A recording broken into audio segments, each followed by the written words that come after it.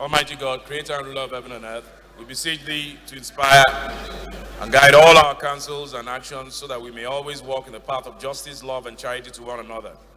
Help us with thy grace to do only those things that will promote the unity, peace, happiness, and prosperity of Nigeria.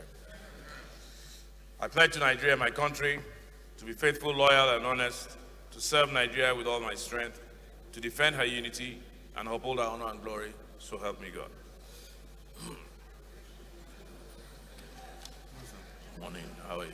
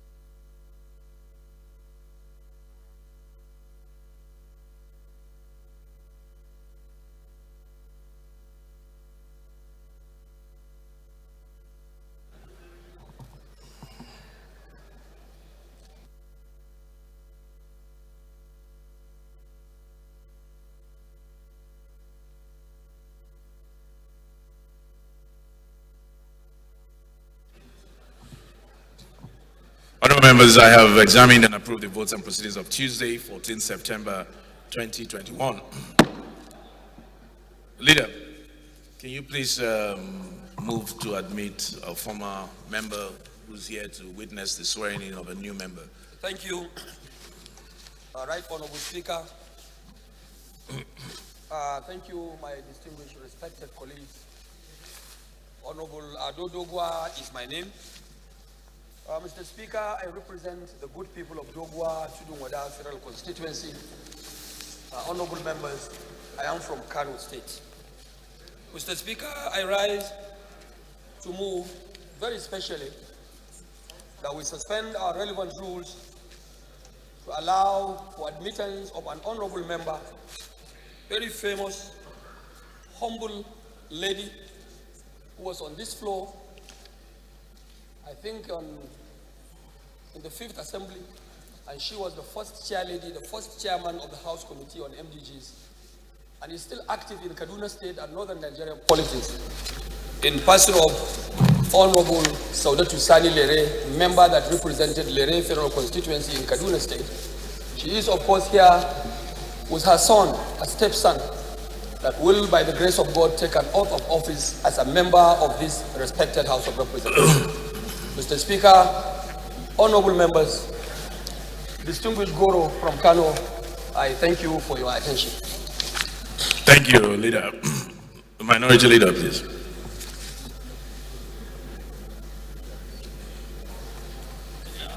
Thank you, Mr. Speaker.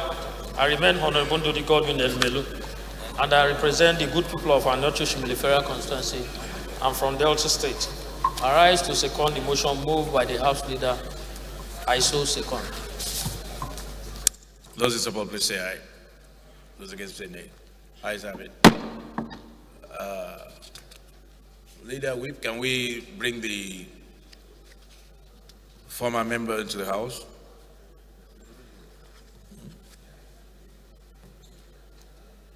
Where is she? Okay. You're welcome. Honorable Sadat, you're welcome.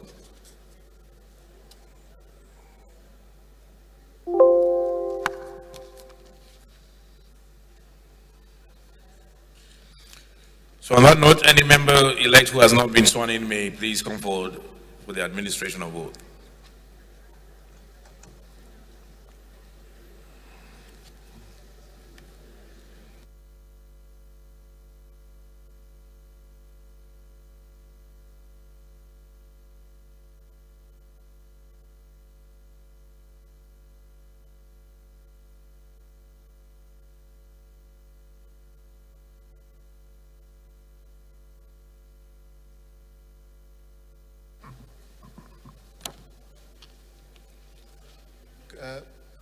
Repeat after me. Oath of allegiance. I. Name. Do solemnly affirm that I will be faithful and bear true allegiance to the Federal Republic of Nigeria, and that I will preserve, protect, and defend the Constitution of the Federal Republic of Nigeria. So help me God. Oath of a member of the House of Representatives. I do solemnly affirm that I will be faithful and bear true allegiance to the Federal Republic of Nigeria, that as a member of the House of Representatives, I will perform my functions honestly, to the best of my ability, faithfully in accordance with the Constitution of the Federal Republic of Nigeria, and the law and the rules of the House, and always in the interest of the sovereignty, integrity, solidarity, well-being, and prosperity of the Federal Republic of Nigeria, that I will strive to preserve the fundamental objectives and directive principles of state policy contained in the Constitution of the Federal Republic of Nigeria, and that I will preserve, protect, and defend the Constitution of the Federal Republic of Nigeria, and that I will abide by the Code of Conduct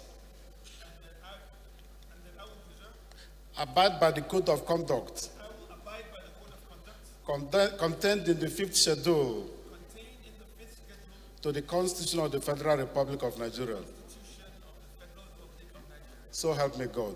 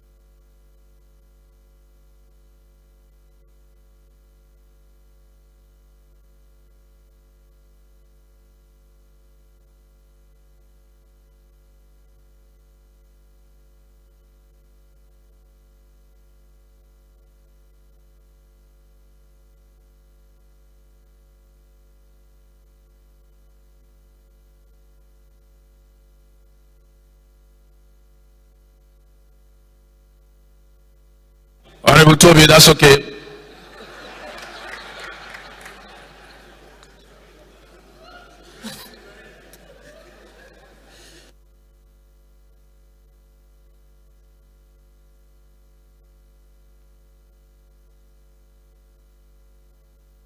Honorable colleagues, I have a rather lengthy address to welcome you back. This is because, as you all know, we're entering the third gear, the last lap before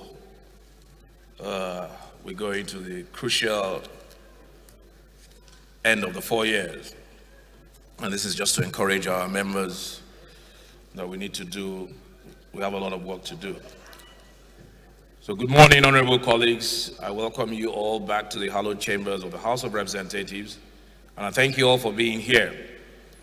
I thank God Almighty, by whose grace and mercy we have reconvened this morning to do the people's business in Parliament for our beloved nation. I know that the time away has been a time of consultation and engagement with constituents. I hope that we have each used the time to rest and recuperate, reflect and prepare for the tasks that lie ahead and hard work required to accomplish the ambitions we each and together hold for our country. Already in this 9th House of Representatives, we have done a lot of what we said we will do, and we have made giant strides towards keeping the promises we made to the Nigerian people in our legislative agenda. Yet, with every new accomplishment, we confront the unavoidable truth that our work is not nearly done, and the cares that concern us and animate our governing efforts have not been met. But rather than be discouraged, we draw inspiration from the things we have achieved, we learn the lessons from the times we tried and failed, and we endeavor with each new day and each new effort to do better than our previous best. In this way, through our individual and joint efforts, we will ensure that in the final judgment of history, it will be said that in the time we had, we strived and we kept the faith to the best of our abilities. In the last week before our recess, we laid the amendment bill report before the House. For 2 days, members engaged in intense and impassioned debates inspired by our varied understandings of the ideal, yet motivated by our shared desire to deliver for our country an electoral system that reflects the best aspirations of our people. This is our duty for which there is no alternative and from which we cannot deviate. Inevitably, as is always the case, the final count of votes disappointed some. This is democracy in practice, and the democratic process rarely makes for universality or universally accepted outcomes. Therefore, honorable colleagues, I urge as many as are disappointed to set aside their disappointments in the sure knowledge that as the work of Parliament never ends, what is done can be revisited until perfection is attained from repeated efforts over time. Let us remember the things we have done well and that we can and still must do well together.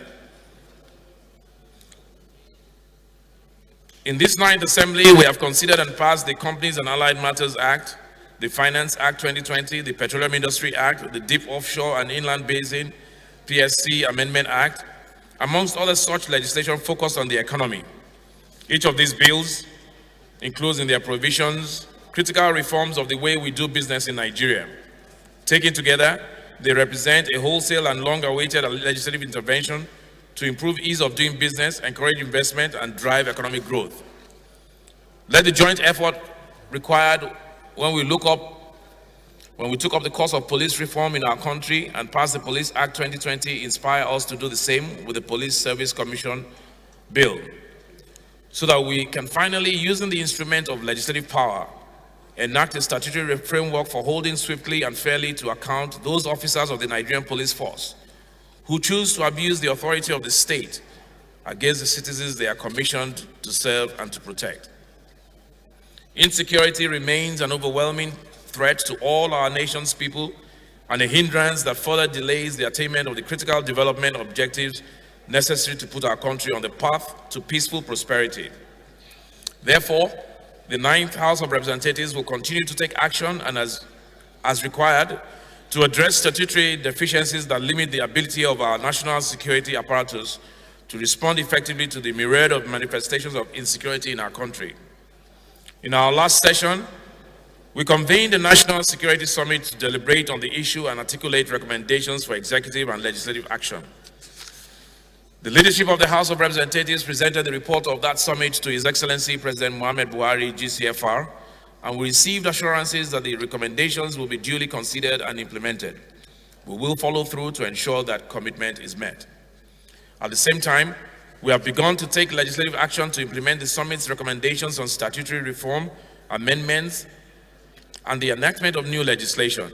Several such bills have already passed second reading and now await action in the respective committees. I urge the chairman and members of those committees to act quickly and swiftly and conscientiously to bring those bills to the floor as soon as practicable. In this parliamentary session, we will prioritize national security bills that seek to implement the varied recommendations of the summit. This is not to suggest that we will abdicate action on other matters of national concern. We only reaffirm our commitment to do all that we can to defeat those who have made it their cause to impose on our country an unending orgy of carnage and inflict our people with devastating grief. Let it be apparent to those who have made themselves enemies of Nigeria that this ninth House of Representatives will respond to the audacity of their evil with every tool and resource at our disposal, and we will not be deterred. Thus far, we have rightly focused our national security concerns on the machinations of extremist insurgents who seek to remake our world in the image of their discredited theocracy, and bandits who maraud and terrorize whole regions for profit. We must now add to these concerns an emerging threat that presents the same clear and present danger. In the south of Nigeria, east and west, miscreants and criminals masquerading as separationist activists have emerged to wreak havoc, take lives, and commit economic sabotage against fellow Nigerians and against the state. These people, in their inclination for devastating violence against fellow citizens, their appetite for the destruction of private property, their disruption of academic activities, commerce, and industry, their propensity for defiling institutions of the state, society, and community, their refusal to engage in debate or to consider the possibility of dissenting opinions and alternative viewpoints are no different from Boko Haram and ISWAP. Given space and time, they will take our nation down the same path of destruction. We know from experience that neither appeasement nor overwhelming violence alone will work. We have been down this road before. We know what the consequences of inaction can be. We also know that we cannot afford to be reactionary in our approach. This is the time to convene our best efforts to articulate a political, economic, military, and policing strategy to address both manifestations and root causes of this emerging threat. Let nobody be under the impression that there is a political opportunity in exploiting this moment. This is a time for statesmen to act beyond the petty considerations of politics, to do the hard things and achieve greatness. During our recess, I observed some media organizations reporting on the performance of individual members of the House of Representatives, using the numbers of bills sponsored as a metric for assessing members' contributions in the past legislative year. It is not always the case that the solution to a problem lies in enacting new legislation. Often members are most effective when advocating for their constituents in the arenas of government where decisions are made. They fulfill their role in the committees when their measured contributions help to ensure that bills are of the highest quality and solve the intended problems. Legislators also honor their mandate when, through meticulous oversight of public spending and incisive questioning of public officials, they ensure that government resources are efficiently utilized to meet government objectives. Therefore, reducing the sum of a legislator's contributions to the number of bills sponsored is uninspired journalism that reveals a fundamental misunderstanding of the legislative function and the role of members in ensuring that Parliament delivers on its objectives to the Nigerian people. It is an unhealthy practice and it should not be encouraged. Across the world, the COVID-19 pandemic continues to cut a devastating path through communities. It remains an ongoing source of economic distress, social anxiety, and political upheaval. Religious and cultural hesitancy, coupled with political suspicion and an abundance of misinformation, has resulted in a global resistance to vaccination that threatens our collective ability to defeat this pandemic. Every day this crisis persists, delays our rebuilding of broken things, and inhibits our efforts to recover the things we have lost to the pandemic. Here in Nigeria, the conversation about vaccines, individual rights, the safety of communities, and the proper role of government in ensuring public health began last year with the Control of Infectious Disease Bill. Then the public debate was quickly hijacked in ways that did not make for a factual and informed examination of the critical questions of law and policy around this crucial legislation. Since then, the House Committee on Health Services has embarked on a broad-based effort at public and private engagement and collaboration to produce final legislation that hopefully meets our country's present and future needs. The committee will shortly present its report to the House, and I sincerely hope that our debate this time will be a marked improvement from what came before. As I said at the beginning of my remarks this morning, honorable colleagues, we have a lot of work to do. Much depends on how we can continue to work together in a joint effort at nation building, united by our shared ambitions of peace and prosperity for all our nation's people. I have seen what the House can accomplish when we give our full measure of devotion, and as such, I am confident of our ability to deliver on the commitments we have made to the people in whose name and on whose behalf we sit here in this hallowed chamber. I welcome you all once more to the House of Representatives, and I thank you all for being here this morning. I look forward to a productive legislative year, and I pray for the wisdom of God to guide us and His grace to shield us as we do the work of the people. May God bless you, and God bless the Federal Republic of Nigeria.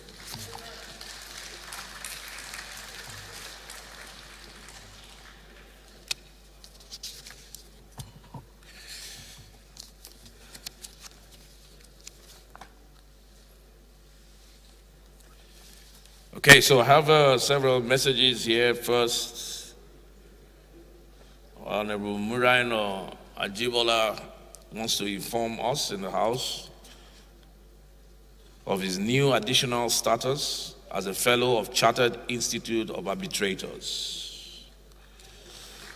Honorable Muraino Abiola, congratulations on your induction to that privileged class. Congratulations.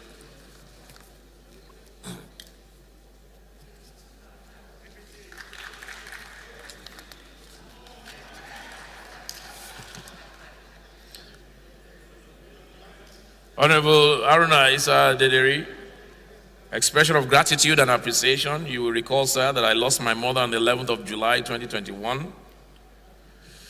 You called to condole me and other members of my family. Furthermore, a strong team of honorable members led by Professor Julius Ioveri came to the house at Kano on your behalf to condole me and other members of the family.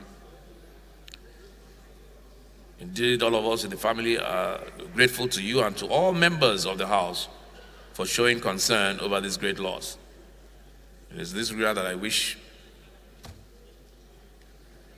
That's the basic import of the letter. He wants to thank all members for their concern at the loss of his mother. May her gentle soul continue to rest in peace.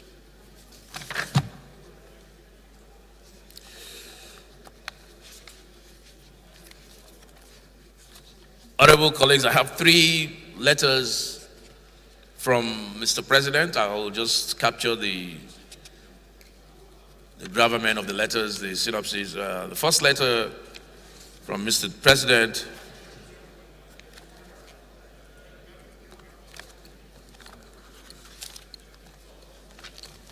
was dated 24th of August and is an addendum to the request for the House of Representatives concurrent approval of multilateral fund projects under the 2018 to 2021 federal government external borrowing rolling plan. Mr. President writes, in respect of the above subject, and he says he's writing to submit the attached addendum to the proposed 2018 to 2021 federal government external borrowing rolling plan for the consideration and concurrent approval of the House of Representatives for same to become effective. Mr. President has attached an annexure, and he says, given the importance attached to the delivery of the projects in the borrowing plan and for the benefits both the federal and state governments stand to gain from the implementation, I hereby wish to request for the kind consideration and concurrent approval of the House of Representatives for the projects listed in the addendum to the 2018-2021 federal government external borrowing rolling plan to enable the projects become effective. Like I said, an addendum has been, or rather, annexure has been attached, listing the states and the projects. Copies will be made and circulated to members. The second letter from Mr. President is dated 26th of August. Transmission of the Control of Small Arms and Light Weapons Bill 2021 to the National Assembly for consideration.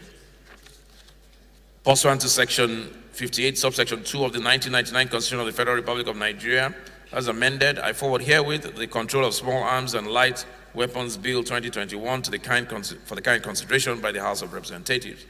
The Control of Small Arms and Light Weapons Bill 2021 seeks to transform the Presidential Committee on Small Arms and Light Weapons into a National Center for the Control of Small Arms and Light Weapons under the Office of the National Security Advisor.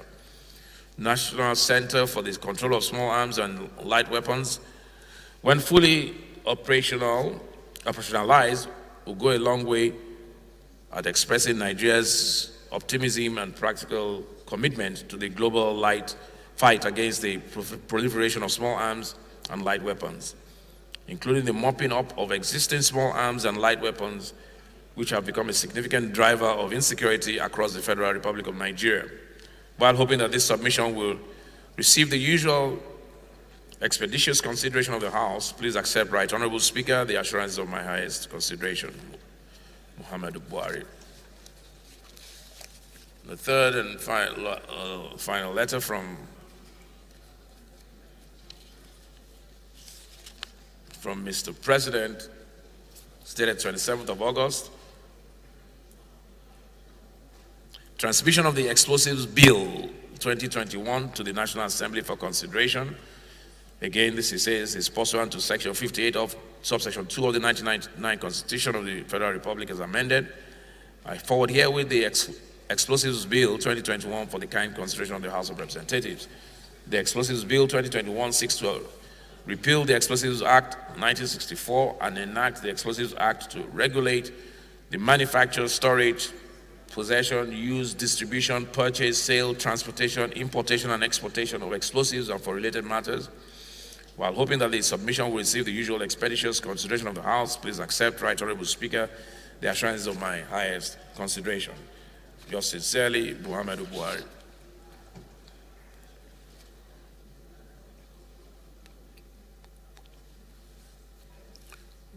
Honorable colleagues, I have a notification of burial arrangement from Honorable Joseph Bello. Your Excellency, I write on behalf of my family to formally notify you the death of our beloved icon, Sir Honorable Justice Moses A. Bello, the pioneer president of the customary Court of Appeal, who slept in the Lord on 2nd September 2021. We humbly wish to bring before you the detailed program of his burial arrangement as attached for your notification. While anticipating the cooperation of the National Assembly on his burial arrangements, kindly accept the assurances of our highest regards and esteem.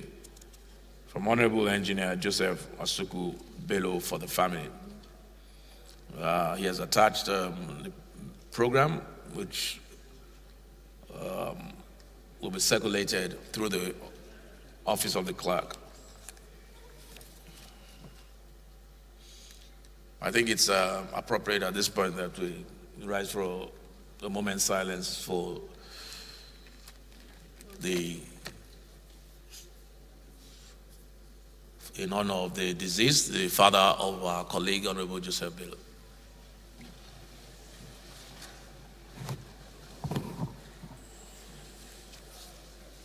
Sorry, Mr. Speaker. Perhaps we do it along with the mother of Dedere simultaneously. Yes, my apologies, because I think Dedere was just sending a letter of appreciation since that happened in July, but I think you are absolutely correct. I think we should do the two together. So for the loss of Honorable Dedere and Honorable Joseph, we'll just do the two together. 1 minute silence, please.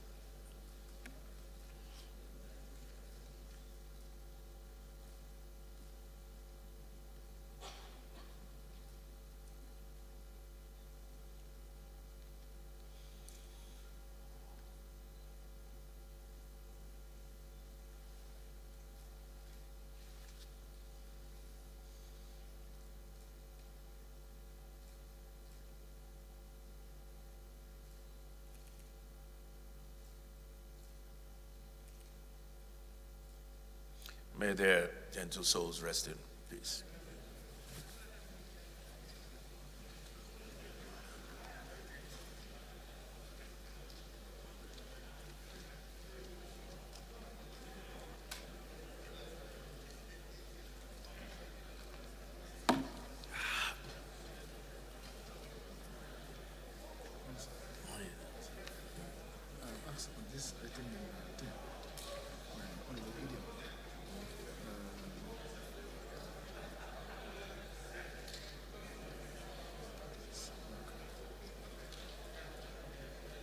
asking Adam and Co. unfortunately that they are going to, it's a very controversial, they are going to also raise the objection to the content and spirit of the motion, the section, and that they will also raise that.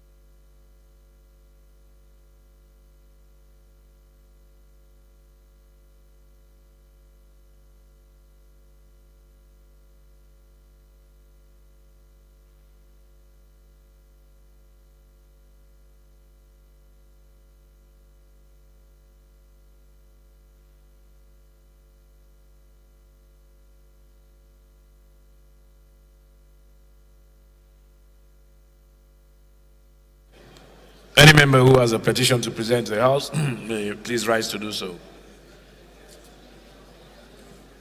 Honorable Leader.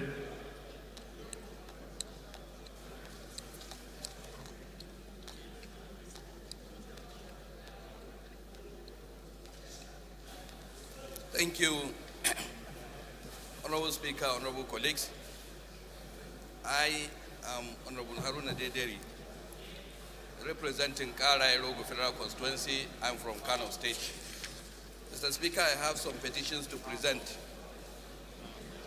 One is calling for the intervention of the House in respect of the unabated marginalization of the Issekiris under the Niger Delta Presidential Amnesty Program. And the second one is against the Central Bank of Nigeria for refusing to comply with certain resolutions of this House. Mr. Speaker, all petitions have been duly signed in accordance with our rules, and I seek your leave to lay the petitions.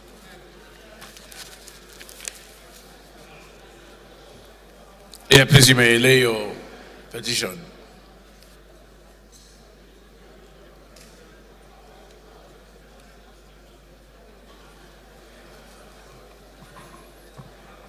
Thank you very much, Mr. Speaker. Yeah, no, okay. Yes, I am Honorable Anye Khan Mana, member representing the unique people of Abak, Itimeko, Ika Federal Constituency, Akwa Ibom State. Mr. Speaker, I have a petition from one CPL Okon Edet, a constituent from Uruguso in Abak local government area of Akwa Ibom State, addressed to Mr. Speaker, seeking the humble intervention of Mr. Speaker and this Honorable House in his reinstatement into the Nigerian Police Force after he was wrongfully dismissed, as he stated. Mr. Speaker, this petition has been duly endorsed, and I seek your leave to table same. Thank you very much. Yeah, you may lay your petition.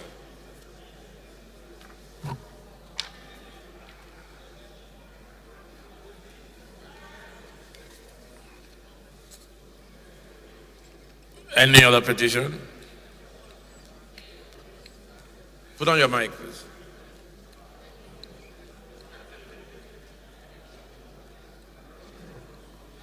Thank you, Mr. Speaker. Ben, yeah. Thank you very much, Mr. Speaker. My name is Honorable Ben Roland Igbakpa. I represent Ethiop East, Ethiop West. By the special grace of God, we are from Delta State. Mr. Speaker, I have a petition from Corporal Chief, can you please take your seat? Please, move to your seat. Chief Thomas, it's okay, please. Chief Thomas, it's okay. I have a petition for Corporal Alfred Ereme of number 4 Amuro Street, off Nomayo Street, off Sakpomba Road, Benin City. Mr. Speaker, the petition is against the wrongful dismissal of the ex-police corporal Alfred Ereme from the Nigerian Police Force with number 193849. He was attached to the Federal Highway Patrol, Edo State. His prayer is that the House, as usual, should help him get justice so he can be reabsorbed back to the Nigerian police with all his promotions, payments of salaries, and entitlement to date given to him. Mr. Speaker, this petition is well endorsed, and I seek the leave of the House and your kind permission to lay the petition for further action. Thank you.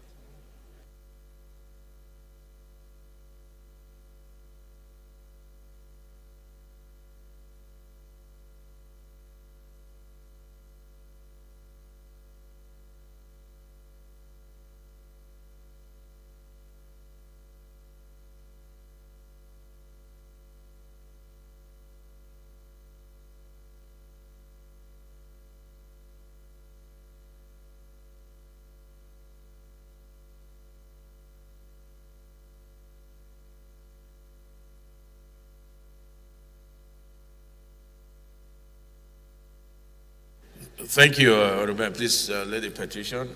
Any other petition?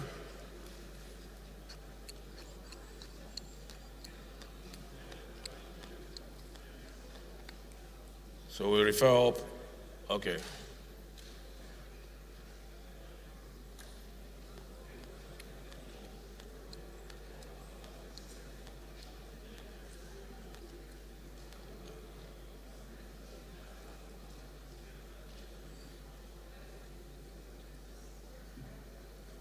Omugagi, you have a petition? All right, so all petitions refer to the Committee on Public Petitions.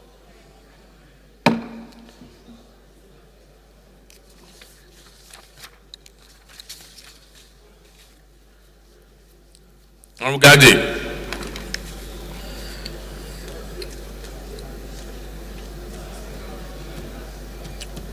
This microphone is not working.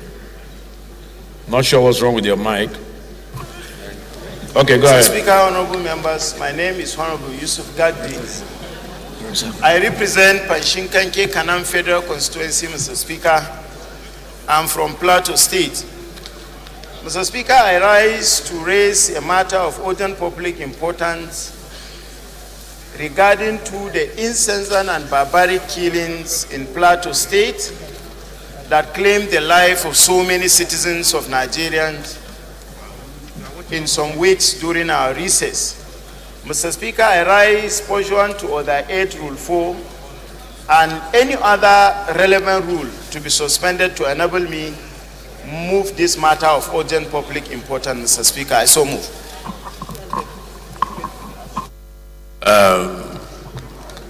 Shetima.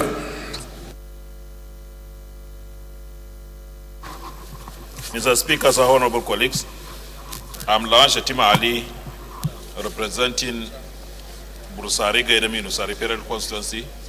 I rise to second the motion ably moved by my colleagues for a plateau. I so second, sir.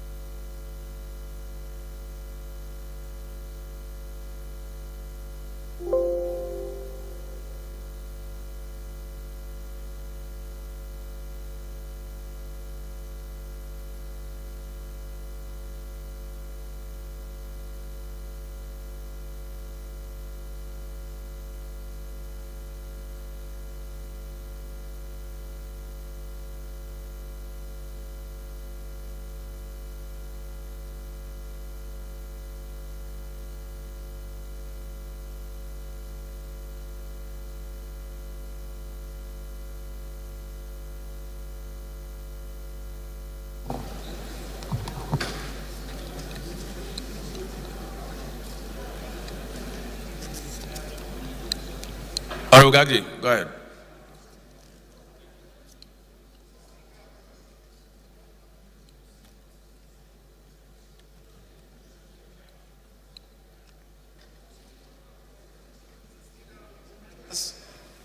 Once again, I represent Panshinkanke Kanam Federal Constituency. I'm from Plateau State. Mr. Speaker, this motion is on the urgent need to address the incessant and barbaric killings in Plateau State.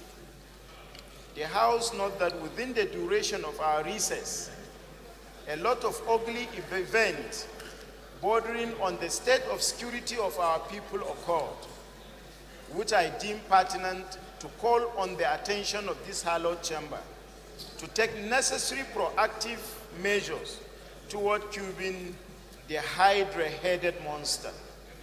Further note, Mr. Speaker, that it is no longer news that the series of attacks and reprisal attacks engulfed some part of Plateau State in the recent past, ranging from the unprovoked attacks on Basa communities where scores of lives were killed, with farmlands and properties worth hundreds of millions destroyed, to the killing of peaceful commuters on Rukuba Road in Jos, not local government, on their way to Ondo State from Bauchi, and the pockets of silent killings of University of Jos students along the university community, and most recently, the killings in Yalwan Zargam community of Jos North local government areas of Plateau State. Aware, Mr. Speaker, that those barbaric killings have caused a serious breach of peace in some parts of Jos North and some parts of Basa local government. But we are grateful to God and to the effort of the governor of Plateau State, Right Honorable Simon Bakola, along to contain the ugly trend and avoid its escalation to other parts of Plateau State. Also aware, Mr. Speaker, that the said community has no voice in this hallowed chamber to air their grievances following the death of our representative, late Honorable Maitala Haruna, who died on the 2nd of April 2021, which was announced at the plenary of 13 April 2022, but till today election is not conducted. Also aware, Mr. Speaker, that I wrote an open letter to the President of the Federal Republic of Nigeria on the happening in Plateau State with proactive suggestion on how best to handle the crisis situation in the state and beyond. Acknowledge, Mr. Speaker, and appreciate the visit of Interreligious Council to Plateau State, ably headed by the Khan chairman and the Sultan of Sokoto, and that of the Chief of Defense Staff, where they interacted and interfaced with stakeholders in Plateau on how to find a lasting peace. Resolve 2, Mr. Speaker. 1, observe a minute silence in honor of over 100 people killed in Plateau State. 2, Speaker led the higher power delegation to pay a condolence visit to the government and people of Plateau and commiserate with them over the lives and property lost. 3, mandate the Federal Ministry of Humanitarian Affairs, Disaster Management and Social Development, National Emergency Management Agency, and other relevant humanitarian agencies as a matter of urgency, Mr. Speaker, to provide relief materials to the victims of attacks in Plateau in order to assuage the suffering of their survivors. 4, Mr. Speaker, commend the Governor of Plateau State for taking active steps that prevented the escalation of the reprisal attacks that was imminent following the killings and the input of the security operatives in that regard. 5, urge the federal government to redeem their earlier pledge of 10 billion naira in 2020 for the resettlement of victims of attacks in Plateau, and to also extend similar privileges accorded to victims of crisis in other parts of the country to the victims of crisis in Jos Plateau State. And 5, Mr. Speaker, mandate the Independent National Electoral Commission as a matter of urgency to conduct by-election to fill the vacant position of Jos North Bassa Federal Constituency without further delay, so that they can also have their voice back in this honorable house. Thank you, Mr. Speaker, for giving me the opportunity, and I so move. Thank you.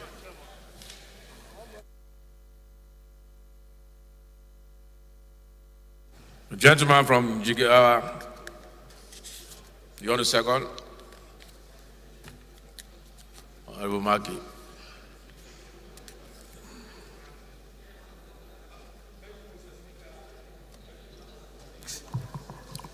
I am Abubakar Maki Eleman. I'm from Jigawa State. I represent Madam Kaugama Federal Constituency. I stand to second the motion heavily moved by my honorable colleague Yusuf Adamu Gaddi. I so second, Mr. Speaker. Thank you. Honorable Gaddi, the time is fast spent, it's 10 to 1, but I'll just give you 30 seconds just to shed light because of the importance of what's going on in Plateau State. Just 30 seconds, please, so that we can move on. Thank you, Mr. Speaker. Once again, Yusuf Gagdi, I represent Panshinkanke Kanama. I'm from Plateau State. Mr. Speaker, my motion is straight, matter of urgent public importance is straight to the point. And I won't bedevil myself going back to the content of what I have already read from this hallowed chamber. But Mr. Speaker, it is important for us to know that the member that was just sworn in, we lost Haruna Maitala of Jos North Bassa Federal Constituency before the member from Lere died. So it beat my imagination that we have lost a colleague from Jos North Bassa where they have insecurity problem and where they should have representation on this floor of the house to speak for them. But election was conducted where a member was lost prior to the one lost in Jos North Bassa Federal Constituency. Mr. Speaker, the people are confused, and Plateau people will not want to be underrepresented on this floor of the house. It is very important to call the attention of Mr. Speaker so that the attention of Independent National Electoral Commission will be called to ensure that the people of Jos North Bassa have representation here. Lastly, Mr. Speaker, I commended the governor for obvious reasons. Mr. Speaker, you know Plateau and you know crisis in Plateau. It took the effort of stakeholders and the governor of Plateau State to ensure that the crisis was de-escalated from affecting other communities. And I urge you, Mr. Speaker, to please take the issue of having representation of Jos North Bassa. To please, Mr. Speaker. We'll see you, Honorable Sai will see you. Mr. Speaker, I urge you to take the issue of election in Jos North Bassa very serious, so that the people that are facing tremendous problem will have a representation in this hallowed chamber. Thank you for giving Plateau the opportunity, and thank you for listening to us. And we hope equally, Mr. Speaker, that all the prayers should be sustained so that you visit the Plateau people, and so that intervention by humanitarian agency would equally go to the doorstep of the affected communities. Thank you. Thank you. Those in support, please say aye. Those against, please say nay. Ayes have it. Honorable Kakali.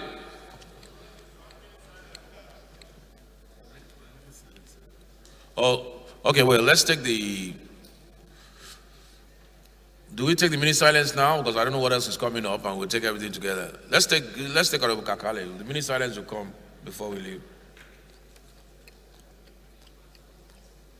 Thank you, Mr. Speaker.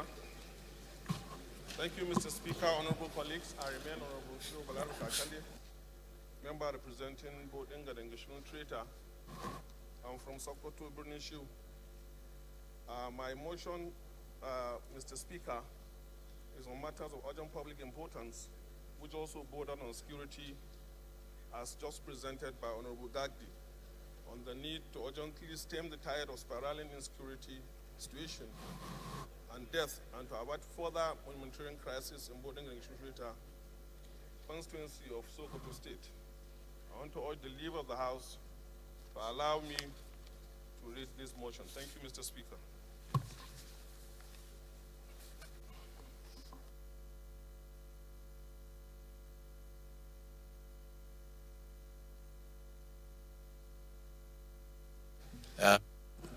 Any second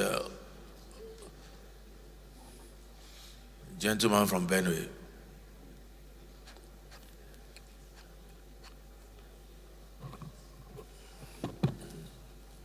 Good morning, Right Honorable Speaker. My name is Honorable Benjamin Bemzondo. I speak for the people of Makudi, Guma. We are from Benue State. I also give voice to the teeming unemployed youth as a representative of the unemployed. I rise this morning to second the motion as ably moved by my colleague, Honorable Kakale. I so second.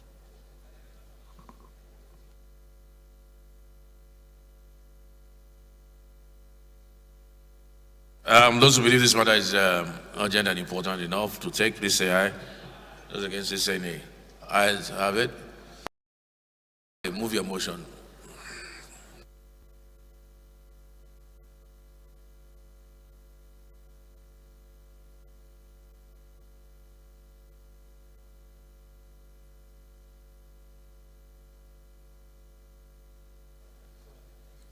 Thank you, Right Honorable Speaker, for granting me the opportunity to present this very important motion on the need to urgently stem the tide of spiraling insecurity and killings, and also to avert further humanitarian crisis in Bodinga Dengishun Traitor Federal Constituency of Sokoto State. Honorable Speaker and honorable colleagues, I want to let you know that I'm talking to you now. My constituency in Sokoto State is under siege of bandits. And I want, is it talking to me? And I want the House to note that with great concern, the acute and spiraling deterioration of security situation in Bodinga, Dengishun, and Traitor Federal Constituency of Sokoto State in the last few weeks, which climaxed with the gruesome murder and massacre of innocent people in Galma, Duse, Bulori, and Hausari villages of Wababe district from the 4th to 3rd of September 2021 by bandits. This was then followed by another set of coordinated attacks on the communities of Jibwal, Fajaldu, Waramu, Bisalam, and Ilela Bisalam of Dange district, and Tuma of Bodinga district between the 6th and 8th September, followed by another brazen attack on Lamba Tureta of Traitor local government in the late hours of Wednesday 8th, the early morning hours of Thursday 9th September 2021, resulting in the deaths of about 10 innocent farmers, traders, students, and civil servants. I also want the House to note that more than 60 men, women, and children were kidnapped by the bandits and taken to their evil camps. Honorable Kakale, please speak to your mic. You are hardly audible. Maybe I should change the... Go ahead, just get closer to the mic, that's all.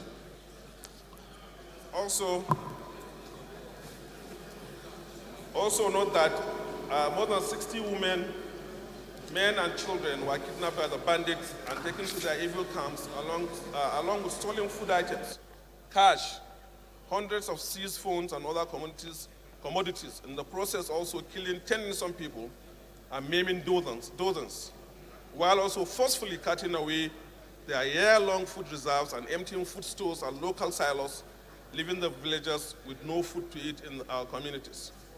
Concerned that that Bodinga Dengishun and Tourism local government area of Sokoto State are bordering and are contiguous with Bakura, Maradun, and Shinkafi local government areas of Zamfara State, where currently a heavy military onslaught on the bandits with strategic telecoms, transport, fuel, and market shutdowns is in place. It has pressured the fleeing criminal elements into the forests and communities of Eka, Kampani, Imasa, Dus Indisa, Rakomni, Akali, and adjoining Jerkuka forest of my constituency.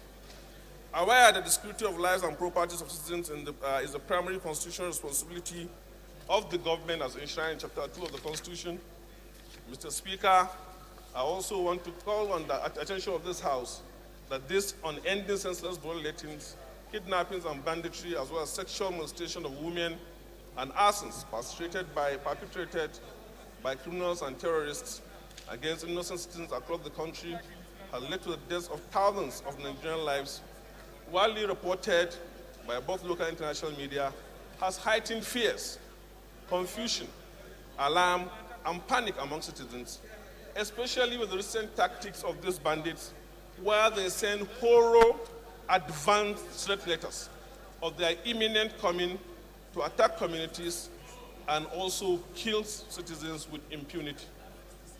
Genuinely panicked by these alarming threat letters and brutal attacks, and amassing numbers of bandits and terrorists in their hundreds, flooding the forests of the aforementioned local government areas of Zamfara State, more than 100 households and over 500 people and families are currently displaced from Tureta and the English local government into town and urban areas of the local government headquarters, and in growing numbers with worsening exodus of women and children and vulnerable into the state capital of Sokoto, resulting in acute additional humanitarian crisis in the state.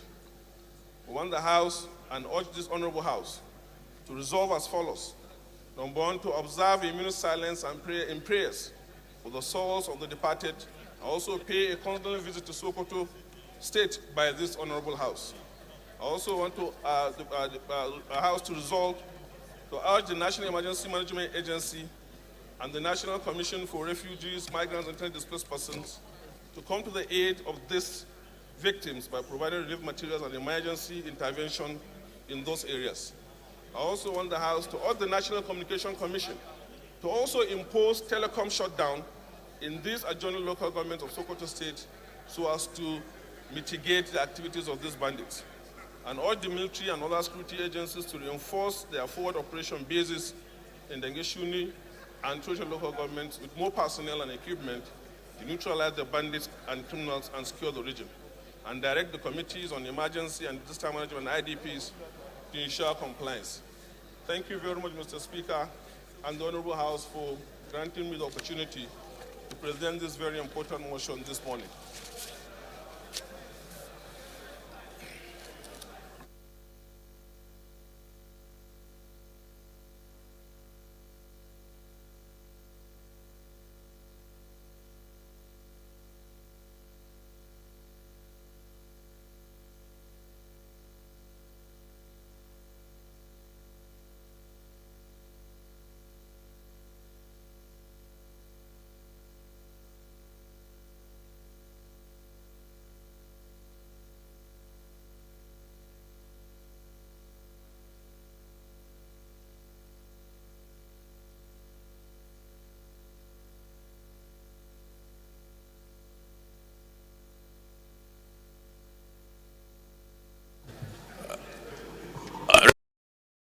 Second.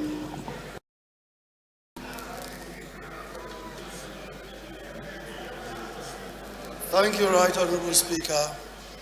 Francis Ejirogane Waive is my name, and I represent the entire people of Ugele North, Ugele South, and Uduam from Delta State. I rise to second the motion ably moved by my brother from Sokoto. I so second.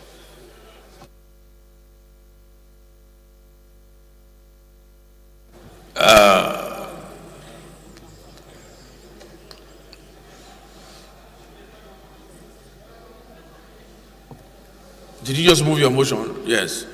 Okay, so we'll just put the question. Those in support, please say aye. Those against, please say nay. Ayes have it. So let's take a minute silence. 1 minute silence for the, please. For those who died in Plateau State.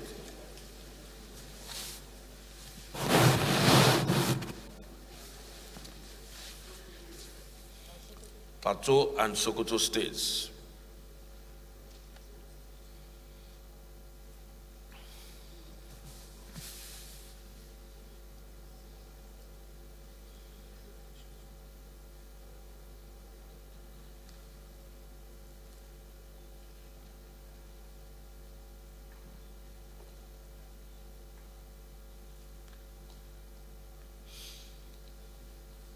May the souls of the departed rest in peace.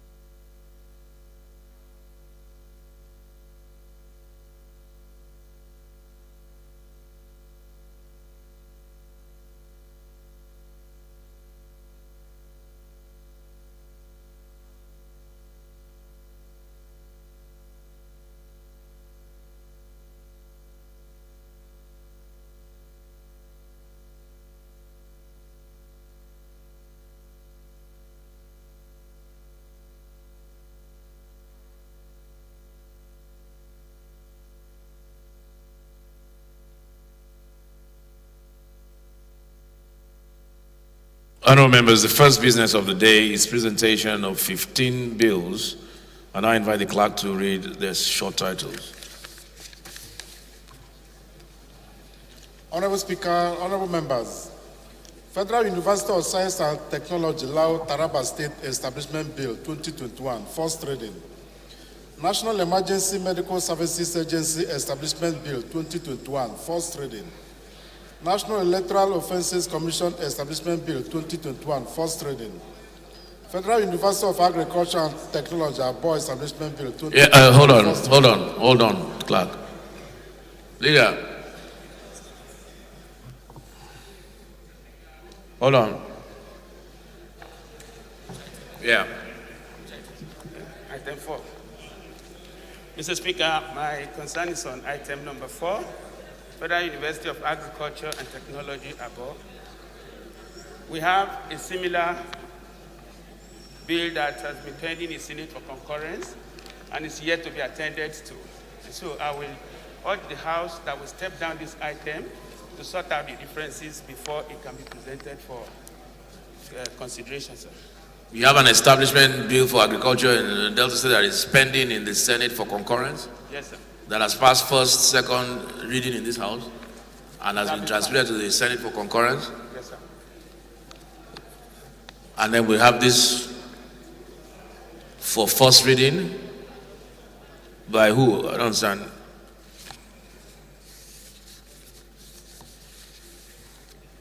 That's item number 4.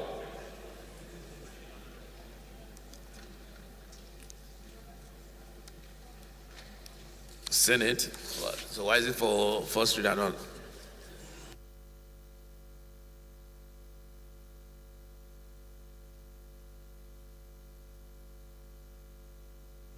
Yeah. So this is from the Senate for concurrence then. So I don't know why it's listed for first reading. It's meant to be for concurrence. When was your? Sit down. When was our bill? Your bill? Yeah, Mr. Speaker, that's the procedure.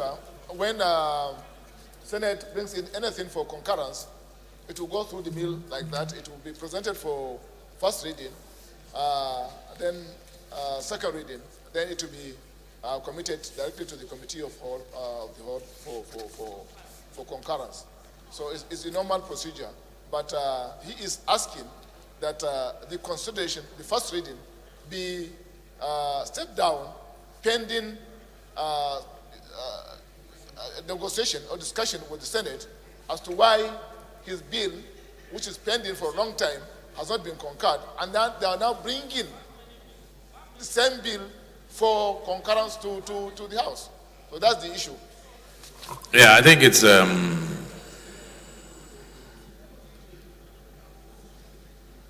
let's step that down, item number 4, and then look at the issues, and then make a determination one way or the other.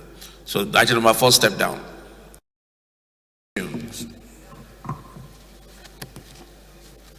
Sorry, leader. No, sir. Just, part of the resolution or agreement by the House today to step this thing down. I would like to also put before you, Mr. Speaker, that I think part of the solutions that we will have to be able to address some of these kind of problems is that the clerk, maybe perhaps through the Chair House Committee on Rules and Business, need to be furnishing my office, because when bills are coming in here for concurrence, definitely it's my office that will take them up here. So I think the clerk, through the committee chair on rules and business, should be furnishing me with an official record of the number of bills that have gone to the Senate for concurrence, especially ones that were considered and passed to the Senate for concurrence. Yeah. I believe if we can have that record with me, we can always stretch out some of these issues before even coming to the floor of the House to have these kind of problems. Yeah. So I plead you direct the clerk to let me have like a compendium of the number of bills that have been passed, third reading, passed, and sent for concurrence to the House of the Senate. I think you're absolutely correct. Chairman Business, so please work with the clerk of the House. Bills for concurrence are meant to be taken by the leader of the House, but it will make his job a lot easier. You need to work with him to furnish him with the list of bills that have passed this House and have gone for concurrence in the Senate with their dates, so that we're able to harmonize, he is able to harmonize and determine which one came first. It's about which one comes first. Yeah.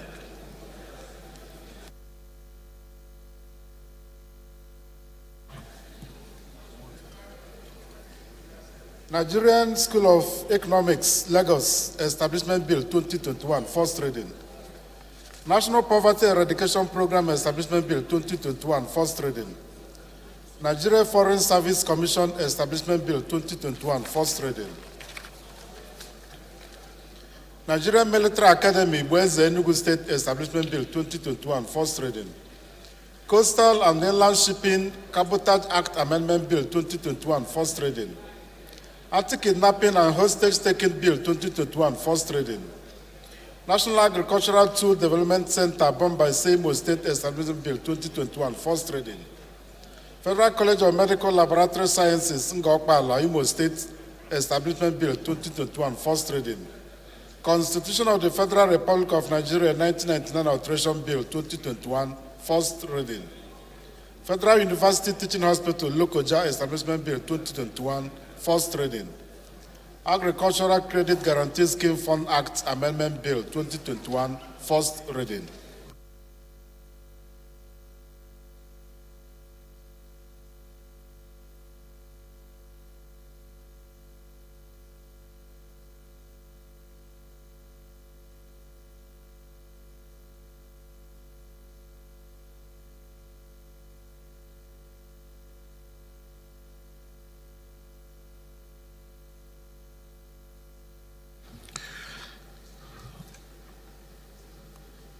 Second business of the day is presentation of report of the Committee on Navy on a bill for an act to establish the Nigerian Maritime Trust Fund for the purpose of training, provision of security equipment and related facilities, enhance the skills of the personnel of the Nigerian Navy, and for related matters, stand in the name of Honorable Yusuf Adamu Gagdi. Honorable members will recall that the matter was referred to the committee on Wednesday, 21st April 2021. And the report is ready for presentation. Honorable Gagdi is invited to present his report.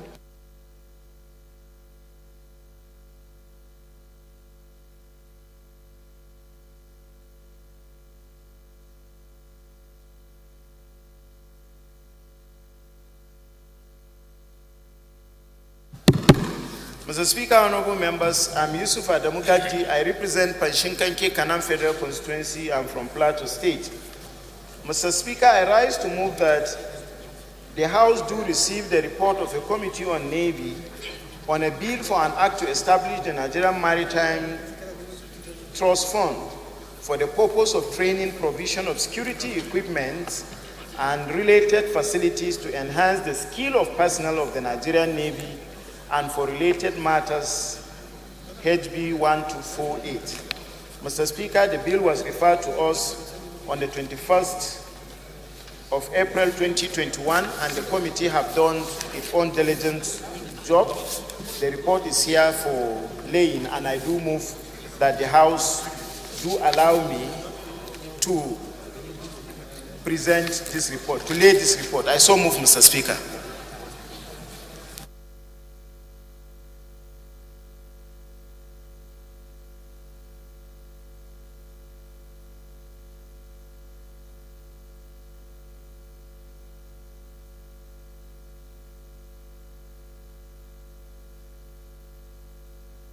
Any seconder?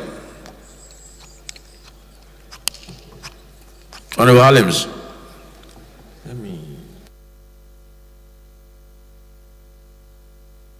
Thank you, Mr. Speaker, distinguished honorable colleagues. I am Honorable Abdullah Ibrahim Halims. I am from Kogi State, representing the good people of Ankpa, Omala, Olamboro Federal Constituency. I rise to second the motion as ably moved by Honorable Gandhi. Thank you.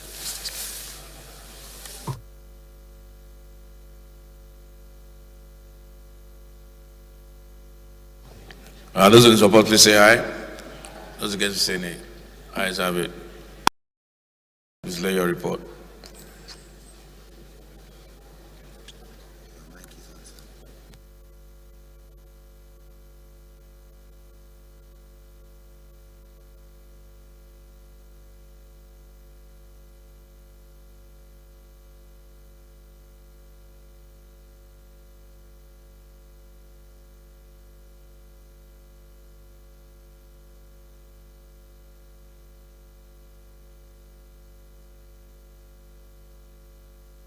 The first order of the day is the third reading of a bill for an act to provide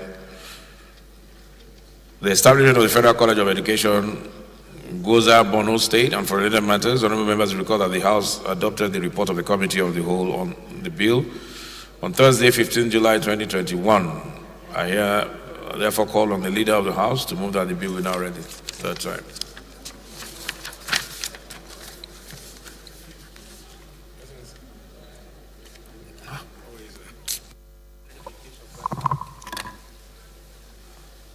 Thank you, Right Honorable Speaker.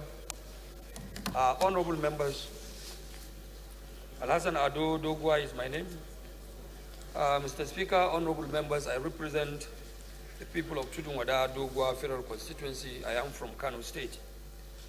I rise to move that a bill for an act to provide for the establishment of Federal College of Education, Goza, Borno State, and for related matters, HB 1485, be read the third time. Mr. Speaker, honorable members, I so move.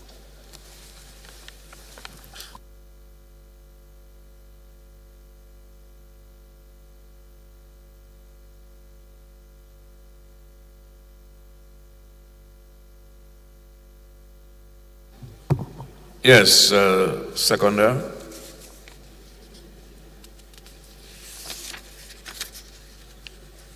Honorable Rhino.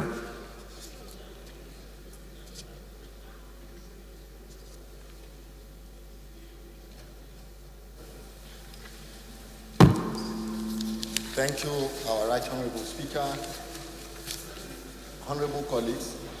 I am Honorable Dr. Ajibola Muraini. I represent Barapa Central, Barapa North Federal Constituency. Mr. Speaker, my honorable colleagues, I'm from Oyo State.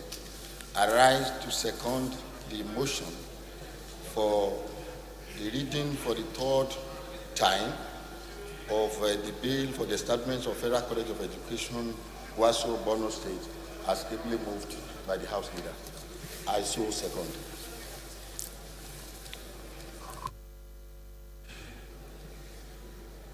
Okay, clerk, please read the long title. Or let's put the question first. Those in support, please say aye. There's only one aye in support. Those in support, please say aye. Those against, please say nay. Ayes have it. Clerk, long title. Honorable Speaker, honorable members, a bill for an act to provide for establishment of Federal College of Education, Borno State, and for related matters, third reading. Bill read the third time and passed. Second order of the day is commencement of debate of the general principle of a bill for an act to establish the Federal Facilities Management Agency, charged with the responsibility to ensure that federal real property assets are properly managed and maintained, and for related matters, standing in the name of Honorable Emeka Martins Chinedu and Honorable Ibrahim Hamza. Honorable members will recall that the bills were consolidated on Tuesday, 13th of July, 2021, and I invite Honorable Emeka Martins Chinedu to move that the bill be now read a second time.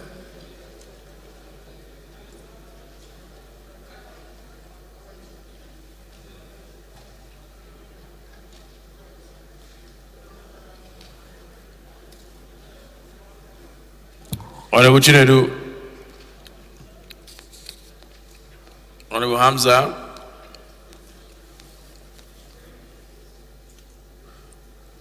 it looks like we're going to step this one down.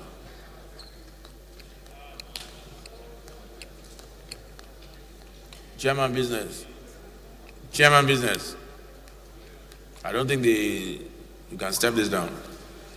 Thank you, Mr. Speaker, honorable colleagues. Mr. Speaker, I move that the House do. I move to. Hold on.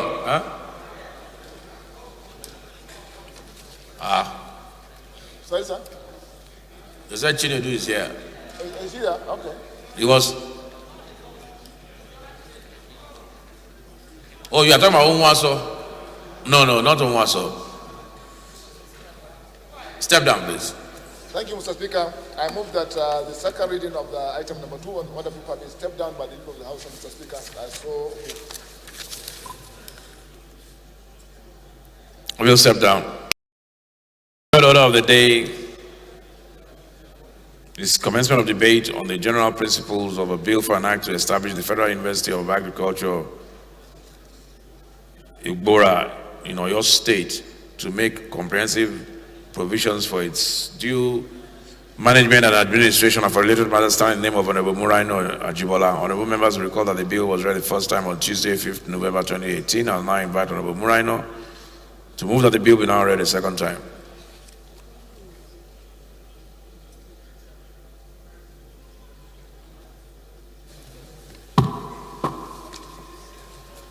Thank you, our right honorable Speaker, my honorable colleagues. I am Honorable Dr. Ajibola Muraino. I represent Barapa Central, Barapa North Federal Constituency. Mr. Speaker, my honorable colleagues, I am from Oyo State. Right honorable Speaker, my honorable colleagues, I move pursuant to Order 12, Rule 4 of the Standing Orders of the House of Representatives that this bill for an act to establish the Federal University of Agriculture, Igbora, Oyo State, be now read for a second time. I so move. Right Honorable Speaker, my honorable colleagues.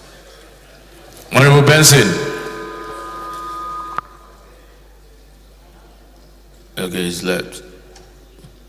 Honorable Elumelu.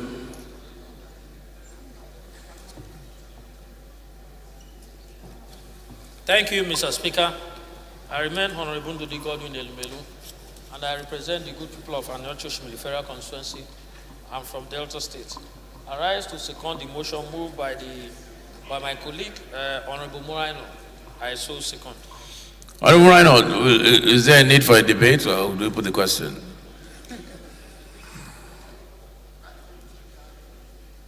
Please let us put the question, sir. Yeah. Thank you. Those in support for the establishment of the Federal University of Agriculture in Oyo State, please say aye. Those against, say nay. Ayes have it. Clerk. Honorable Speaker, honorable members, a bill for an act to establish Federal University of Agriculture, Ibora, Oyo State, to make comprehensive provision for its due management and administration and for related matters. Second reading.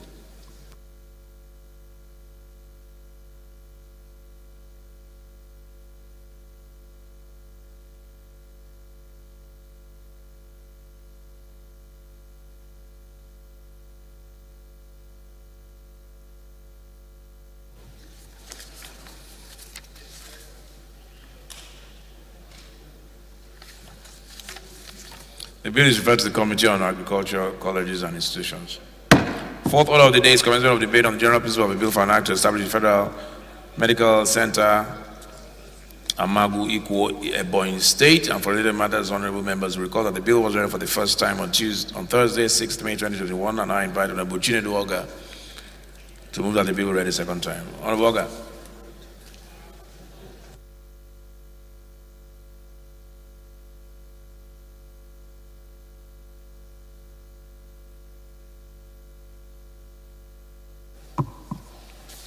Thank you, Honorable Speaker, honorable colleagues. I'm Honorable Comrade Chinedu Oga ON. I represent Ikwo Ezasa Federal Constituency. I'm from Ebonyi State. Mr. Speaker, I stand to move a motion that a bill to establish Federal Medical Center, Amagikwo, in Ebonyi State should be read for second reading. I hereby move a motion.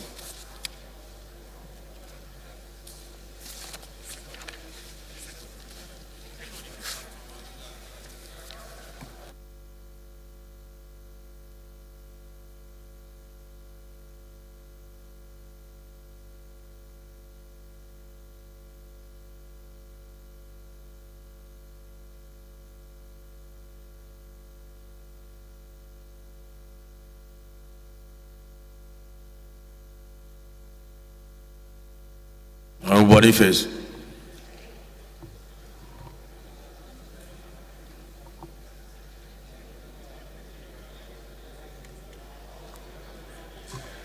Thank you, Mr. Speaker. Honorable colleagues, my name is Boniface Emeregwa. I represent the people of Ikweremo Federal Constituency in River State. Mr. Speaker, I rise to second the motion that the bill for the establishment of Federal Medical Center at Amo will be read second time. I so second.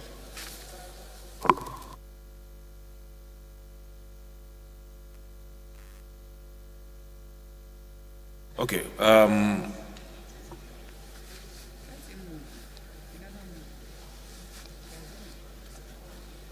So I think we just put the question.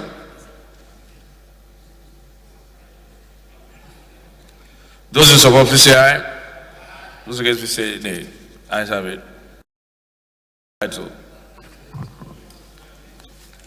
Honorable Speaker, honorable members, a bill for an act to establish Federal Medical Center, Amagu Ikwo, Ebonyi State, and for related matters. Second reading.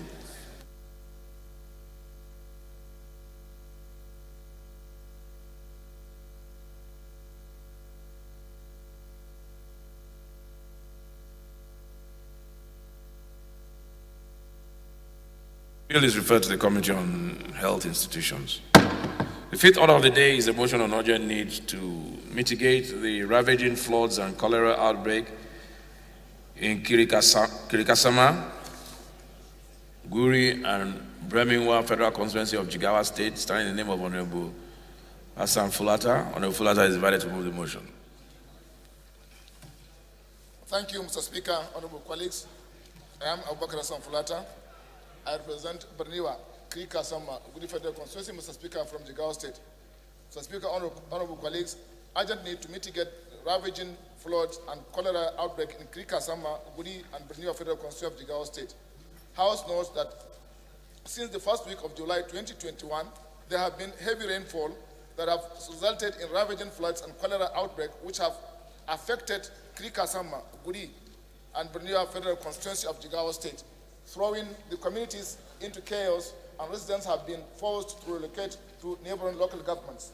Also note that in Karanka, in Borneo local government area, Musari, Una, Kedra, Guri towns in Guri local government area, Turabu, Baturia, Gishinao, in Krikasama local government area, the floods destroyed farmlands and over 500 houses collapsed, and while others were completely submerged. Worried that, according to recent reports, over 200 people, mostly children and elderly, have died due to collapse of buildings and cholera as a result of the flooding. Also worried that the situation has left the people of the affected communities in their states as they are exposed and vulnerable to the elements and diseases which the general hospital in Guri town have been cut off after heavy rainfall. And as a result, residents have been denied access to health care services. Disturbed that the flood has polluted all sources of drinking water in the 3 local government areas. Hence, the outbreak of cholera, which is claiming hundreds of lives daily.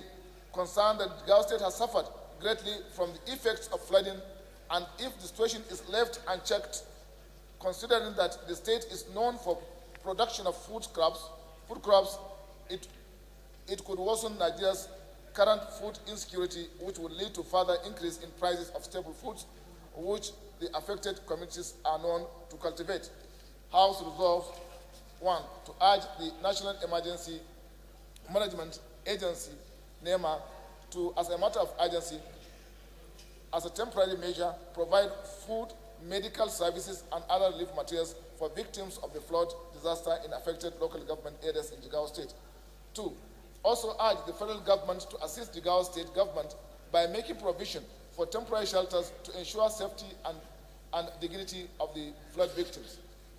Thirdly, further urge the Ecological Fund Office to take measures towards finding lasting solutions to forestall future occurrences of the disaster.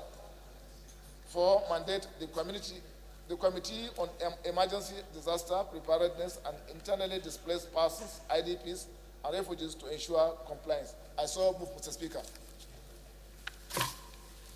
Thank you. Honorable Sada Soli.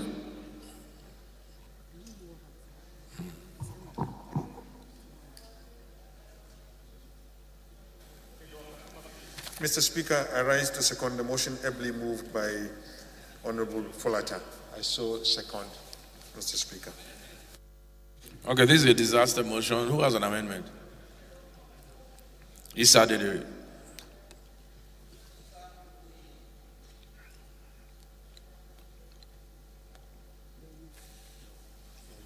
Thank you, Mr. Speaker, for giving me the opportunity. The 2 local governments which I represent in these esteemed chambers, Mr. Speaker, are experiencing same problems. I therefore would like to amend, more especially the prayers in Roman 1 and Roman 2, to read Jigawa and Kano states, local government areas in Jigawa and Kano states. And Roman 2 also, the same thing, Jigawa and Kano state governments, sir. That is the amendment I seek to make, sir. Is there a seconder to that amendment?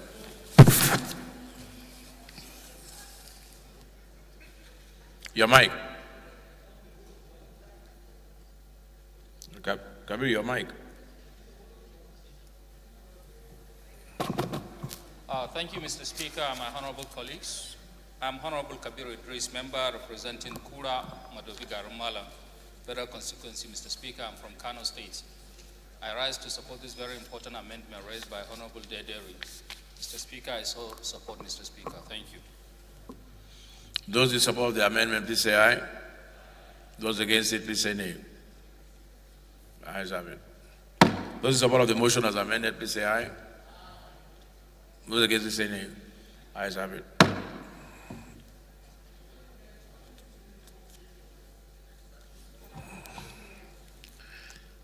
The sixth order of the day is a motion calling on the federal government to take over and complete the MKO Abiola International Airport in Osun State, standing in the name of Honorable Bamidele Salam. Honorable Salam is invited to move the motion.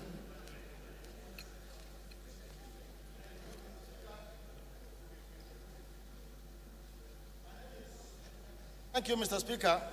My name is Bamidele Salam. I represent the fantastic people of Ede North, Ede South, Egbedore, Ejigbo Federal Constituency of Osun State. Mr. Speaker, I stand this afternoon to move a motion on the need for the federal government to take over and complete the MKO Abiola International Airport in Idu-Osun, Osun State. The House notes that the MKO Abiola International Airport is situated in Idu-Osun, Egbedore local government area of Osun State, a community where aviation activity first took place in the entire West Africa. Also note that after the acquisition of the site, which was an airstrip, which served as a takeoff and landing platform for the West African Frontier Force during the Second World War, was constructed by the British Empire in the area. Further notes that the site spans over 839 hectares of land located in a flat area which the British considered as a perfect site for aviation activities, and thereafter made it the first landing strip in British West Africa during the preparation for the Second World War. Aware that historical sites such as these are meant to be revitalized and preserved to foster the appreciation of national history and heritage. Also aware that the administration of former Governor Olaguso Oyinlola made an attempt to construct a modern airport on the same expanse of land, but that could not be achieved before the end of the tenure of that administration. Further aware that the subsequent administrations of Governor Rauf Aregbesola and the incumbent Governor Gboyega Oyetola attempted to complete the airport, but were constrained by several factors. Worried that the construction of 3.5 kilometers runway project was abandoned in spite of the billions of naira expended on the project. Cognizant of the fact that the massive potential of tourism in Osun State is capable of shoring up Nigeria and the state's revenue in dollars and can be encouraged with the establishment of an airport in the state, given that the state has a population of over 4 million with huge economic and agricultural potential. Again, aware that Osun State is one of the most urbanized and cosmopolitan states in Nigeria, with the presence of 8 leading public and private universities and several other prominent higher institutions of learning.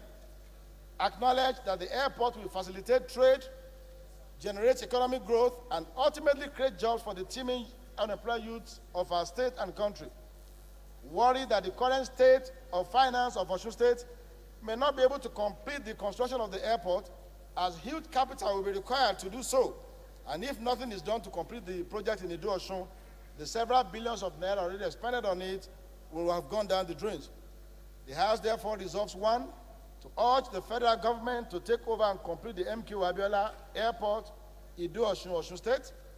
2, urge the Federal Ministry of Aviation and the Nigeria Civil Aviation Authority to liaise with the Osun State government to look at the possibility of partnership on the project. And 3, mandate the Committee on Aviation to ensure compliance. I so move, Mr. Speaker. Thank you. Okay, let's take a second man from Honorable Ben Kalu.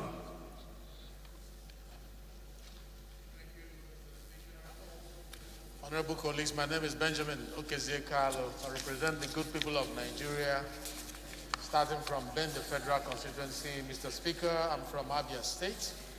I rise to second the motion ably moved by my friend and colleague, Salam. I so second. Okay. This is a... Honorable, you have an amendment? Your microphone, okay. Yes, Honorable Ayeni. Mr. Speaker, my name is Honorable Lawrence Babatunde Ayeni.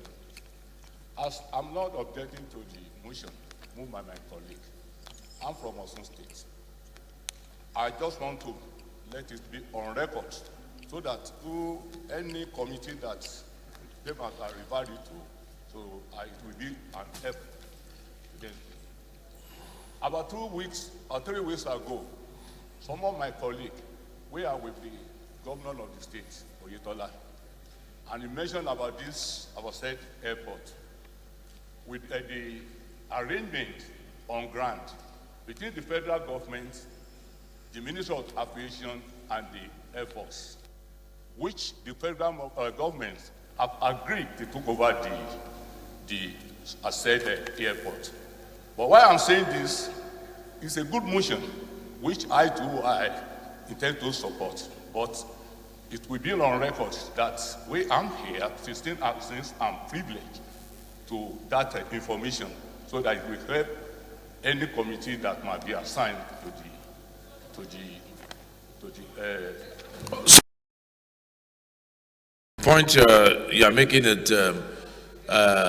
the federal government has even already agreed, but this motion therefore is timely. It will strengthen and give it some legislative backing, so to speak. Yes, a timely motion. Thank you very much. Those in support, please say aye. Those against, please say nay. Who wants to amend? Honorable Sada? Honorable Sada, you want to amend? What's the amendment? What's the amendment? You have an airport in Katsina? Mr. Speaker, you are a stakeholder in Katsina State. Yeah, I'm just asking. You are the Speaker of the Federal Republic of Nigeria. So I'd like to know if the amendment is about an amendment in Katsina Airport. Mr. Speaker, if you look at prayer 1 and prayer 2, urge the federal government to take over and complete the airport. Urging the federal government. Then if you look at the prayer 2, urge the Federal Minister of Aviation. Federal Minister of Aviation is federal government.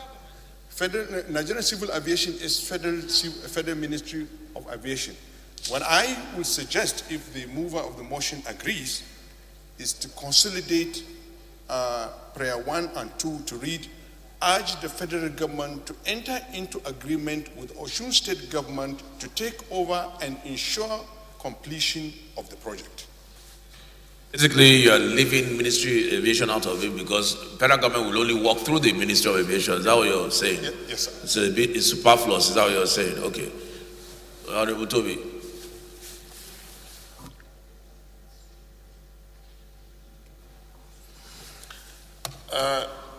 Mr. Speaker, honorable colleagues, my name is Toby Okechukwu. I represent an area of River Federal Constituency from Enugu State. Mr. Speaker, I think this is a very laudable motion because aviation is within the jurisdiction of the federal government. So I think Sada's motion is good. Amendment is good, but we can also err on the side of excess. So I don't think it does any injury. But in any case, I second the motion as the amendment has moved. First, you say we should err on the side of caution, and then at the same time you second the motion. Which one do you want? Excess. So that, to me, that is opposing the motion and the amendment.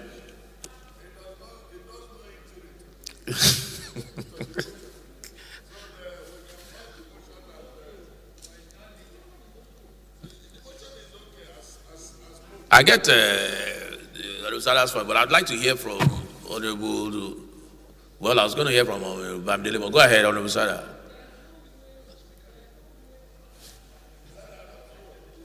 No, let's Sada talk, and then I'll hear from Honorable Bamdele. Mr. Speaker, if you go across the country, most airports that were constructed by state governments, first they enter into agreement with the federal government. The federal government will take over the project. It's normal. We have done that in Katsina. It has been done in Bauchi. It has been done in Gombe. The state government, it has been done in Duse. The state government started the project. They entered into agreement with the federal government, and the federal government took over ownership. Because they have to enter into agreement with the federal government first. That we are taking it over, we take possession, we take ownership. In order So to avoid let me get your point is that the Ministry of Aviation cannot commit the federal government. It cannot. That's what you're saying. The federal government instructs the Ministry of Aviation to enter into agreement. Honorable Bamidele.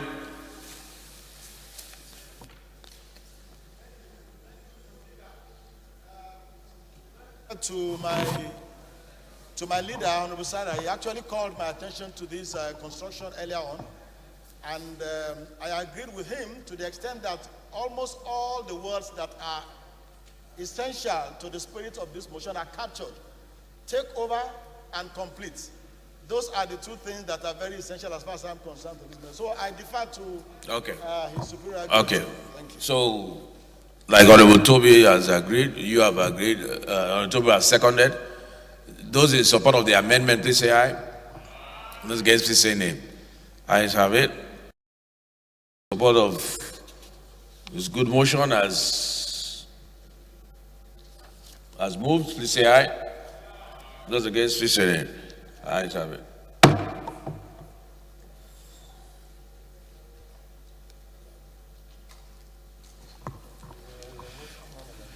Please, Engineer Woodil, Acting Chief Whip, the parrot, please. Can we please have some silence here? The Deputy Whip is sleeping on duty.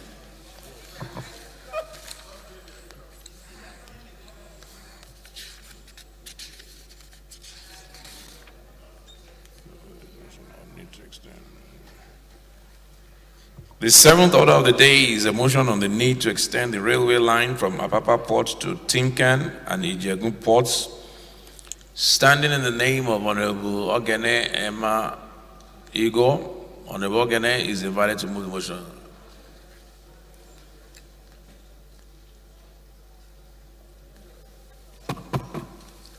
Thank you, Mr. Speaker, for this privilege to move this very important motion. My name is Honorable Ogene Emma Igor. I represent all the good people of Amuwodofi Federal Constituency, Lagos. I am also a Lagosian. Thank you, Mr. Speaker. Your name is? Honorable Ogene Igor, sir. You represent?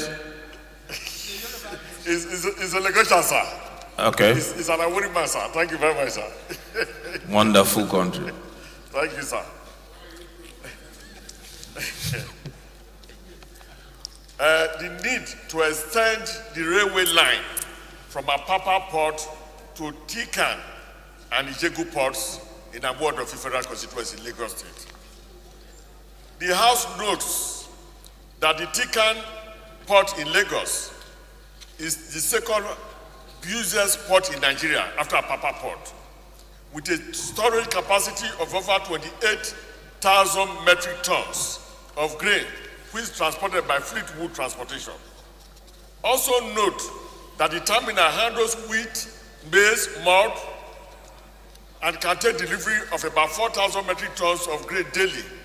And the port facility can also handle ships of about 30,000 metric tons. Aware that the port handles diversified cargoes, with each terminal operator specializing in unique form of cargoes such as dry and well-bulk cargoes and bulk containerized cargoes. Also aware that currently Ijegu Port absorbs 25% of the 60% of the nation's petroleum products and will be able to absorb 50% with greater cooperation from the government, and it handles millions of tons of containers of various goods daily. Cognizance that over 50 oil tank farms have relocated to Ijegu satellite in Amuwodofi Federal Constituency of Lagos, thereby causing oil tankers to occupy all sides of Old Ojo Road and every street in Ijegu, Kiriki, and Satellite Town, thus leading to the constant traffic jam in Oshodi, Apapa Expressway. Also cognizance that fully loaded tankers of several capacities will line up on community roads in Ijegu at the beginning of Bonunu Adio Badmos Road to the end of Paria Road, from various points of the tank farm to Munini Adio Badmos Road junction, and figure through Old Ojo Road to Dantata junction, all word to my for a whole day, most worrisome at night. Further note that the constant gridlock along these axis of Lagos, Oshodi and Papa Expressway, is creating both economic and social stagnation in Lagos and the nation at large, as valuable time is wasted daily in goods delivery, both containers and petroleum products. Observes that a railway line has been linked to Apapa Port, while Tika Port, which is the largest port in Nigeria with Ijegu Port, where over 50 oil tank farms are located, still depends on tankers to evacuate them through land transportation, in addition to millions of tons of containers and various goods that cause Lagos roads to be blocked almost all the time, which causes the country to waste billions of naira through time wastage and accidents from traffic jams. Also observes that oil tankers and heavy-duty vehicles carry containers of different sizes and tons of goods have caused so much damage to the roads that this costs government trillions of naira to build and maintain. Further observes that if a railway line could link Apapa Port to Ijegu Port through Tika Port, it will create an alternative route of transporting petroleum products, containers, and various goods, thereby decongesting the roads to save the country billions of naira and also cause less damage to our roads. Conscious that with a railway line linking Tika Island Port and Ijegu Port, goods going to the north and other parts of the country will be easily and cheaply transported, thereby saving Nigerian roads from destruction and reduction in accident rates. Also conscious that the distance between Apapa Port to Tika Island Port and Ijegu Port in Satellite Town is less than 50 kilometers, and the extension of the railway line could be minimal in cost due to its short distance in length. And this will bring huge financial benefit to the country. Informed that the present Lagos-Cairo railway line being constructed is about 2,700 kilometers in length. Therefore, an extension of only 50 kilometers from Apapa Port to Tika Island Port and Ijegu Port in Salata will no doubt be of huge benefit, economic benefit to the nation, as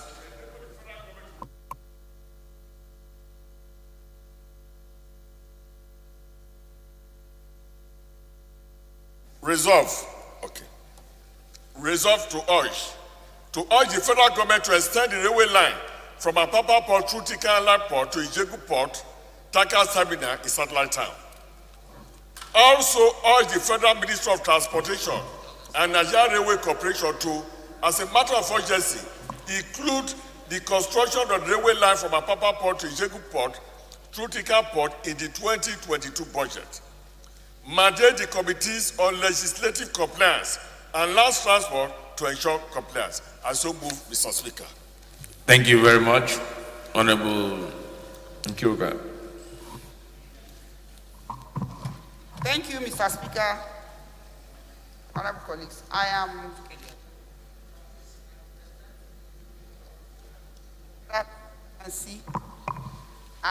from Abia State.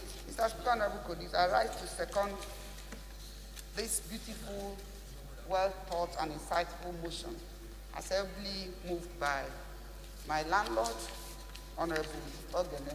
I so second. Thank you. Is that amendment? Okay.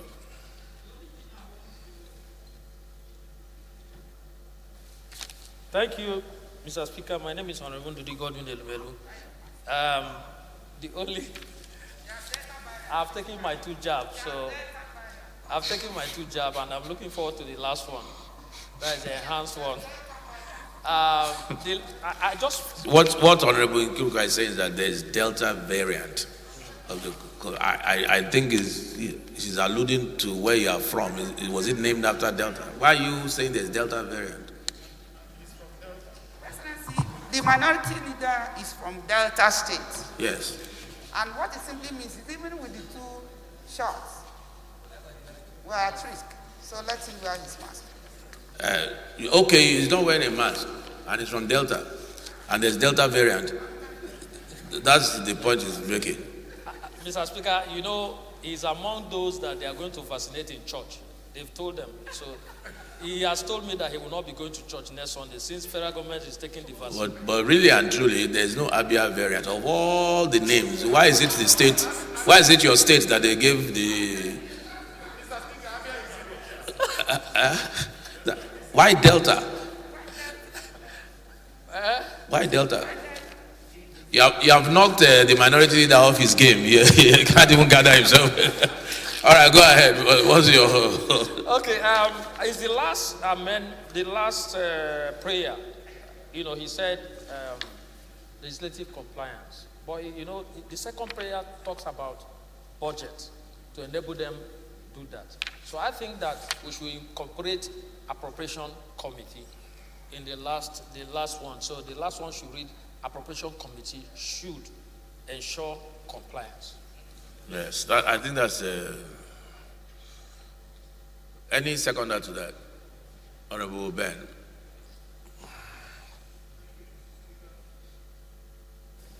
Thank you, Mr. Speaker, honorable colleagues. I remain Honorable Benjamin Okezekal.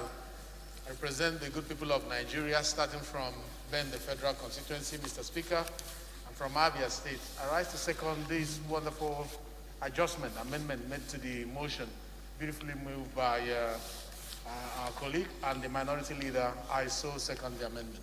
Before I put the question, should that not be both the Committee on Transport, Land Transport, and Appropriation? Because that's the transport is already there. Okay, good. Okay. Sorry, sir. Before you put the question, please. Yes. Thank you, Right Honorable Speaker. Honorable members, quite on a serious note, sir. While I'm on the floor of this House, I kept on saying, and I still repeat, that I am the ambassador of the executive arm of government on this floor. Fine, this is a very good motion. Fine, it comes from Lagos, a place that we hold in high respect and esteem commercially and economically for this country. But Mr. Speaker, let me put it on record to the members of the minority. The motion was moved by a minority member, reinforced by the minority leader. But I would like to let them understand that in the given economic circumstances we face in the country as a government, is one of the reasons why, Mr. President, due to the very tight economic situations, that he always comes here to get approvals for loans. So when at any point in time, Mr. President brings any loan request here, I don't want to hear any name from any PDP member, as long as you want this job done. Please, Mr. Speaker, I rest my case. The House leader has spoken. You want to reply him? If you will kill this motion. We will kill this motion if you speak. We will kill this motion if you speak. It's okay. The minority leader will be under control. What is your reply?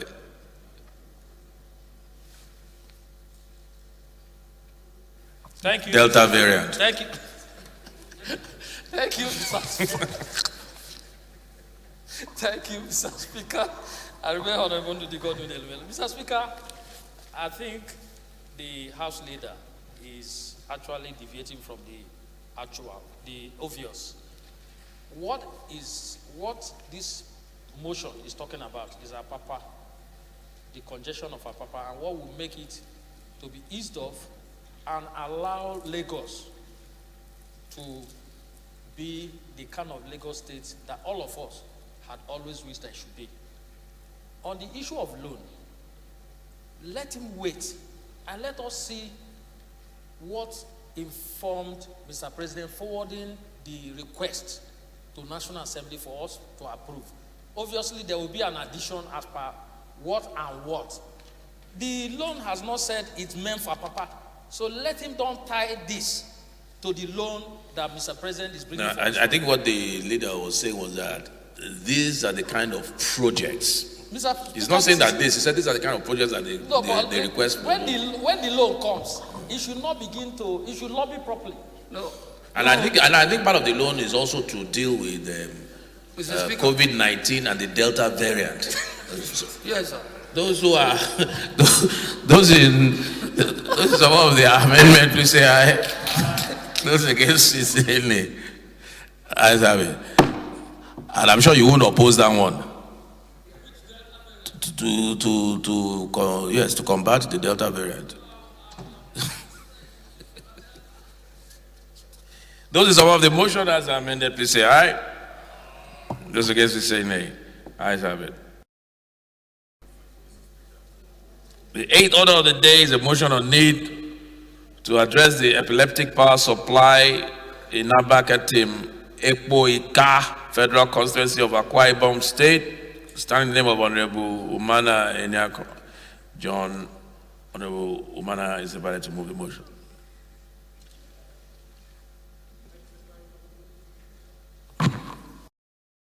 Speaker, for this privilege.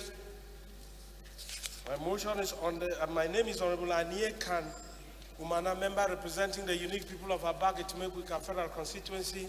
Mr. Speaker, we are from the vibrant state of Akwa Ibom. My motion is on the need to address the epileptic power supply in Abak Etimekuika Federal Constituency of Akwa Ibom State. The House notes the importance of electricity to the socio-economic and industrial growth and development of any society. Also notes the abysmal power supply to the people of Abak Etimeko Ika Federal Constituency of Akwa Ibom State, where more than 80% of small and medium enterprises depend on electricity supply to enhance productivity and their economic development in the area.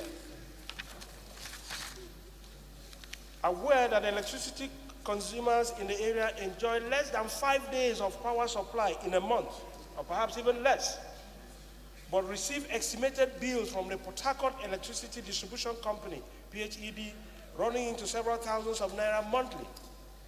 Also aware that the hardship being experienced by the people in the area due to the epileptic power supply hampers productivity, economic growth, poverty alleviation, wealth creation capacities, resulting in criminality and insecurity in the area. The House observes that the epileptic power supply can be attributed to obsolete power lines, dilapidated transformers and equipment, which the Power Holding Company of Nigeria has refused to address for many years. The House therefore resolves to urge the Federal Ministry of Power, the Power Holding Company of Nigeria, the Port Harcourt Electricity Distribution Company to ensure urgent improvement of electricity supply in the Abak Etimekuika local government areas and federal constituency, as the case is. I also urge the Port Harcourt Electricity Distribution Company to desist from billing consumers for electricity not supplied to them and urgently provide meters to consumers in the area. 3, further urge the Port Harcourt Electricity Distribution Company to urgently extend the 33 kVA power supply line from Afarobe substation in Uyo to Abak, Etimekbo, and Ika local government areas and ensure the replacement of obsolete equipment and transformers to enhance power supply. 4, mandate the committees on power, rural electrification, I did say, rural development to ensure compliance. I so move, Mr. Speaker. Thank you very much. Do we have a second? Honorable Moreno.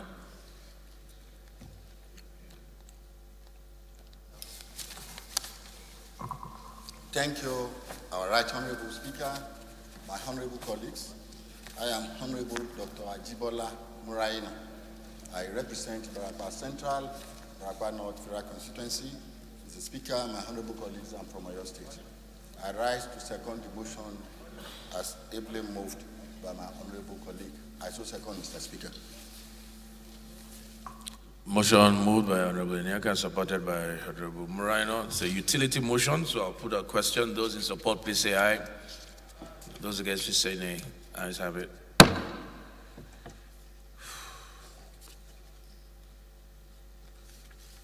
The ninth order of the day is an investigative motion by Honorable Moreno.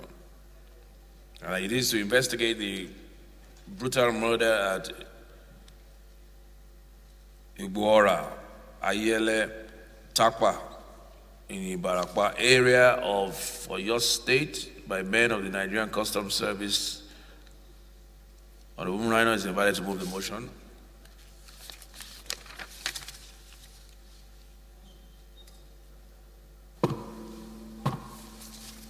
Thank you very much, our Right Honorable Speaker, my honorable colleagues. I remain Honorable Dr. Ajibola Muraini.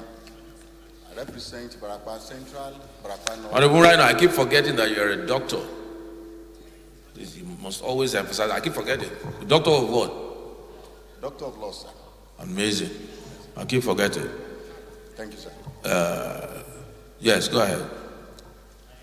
Right Honorable Speaker, my honorable colleagues, I represent Barakwa Central, Barakwa North Federal Constituency.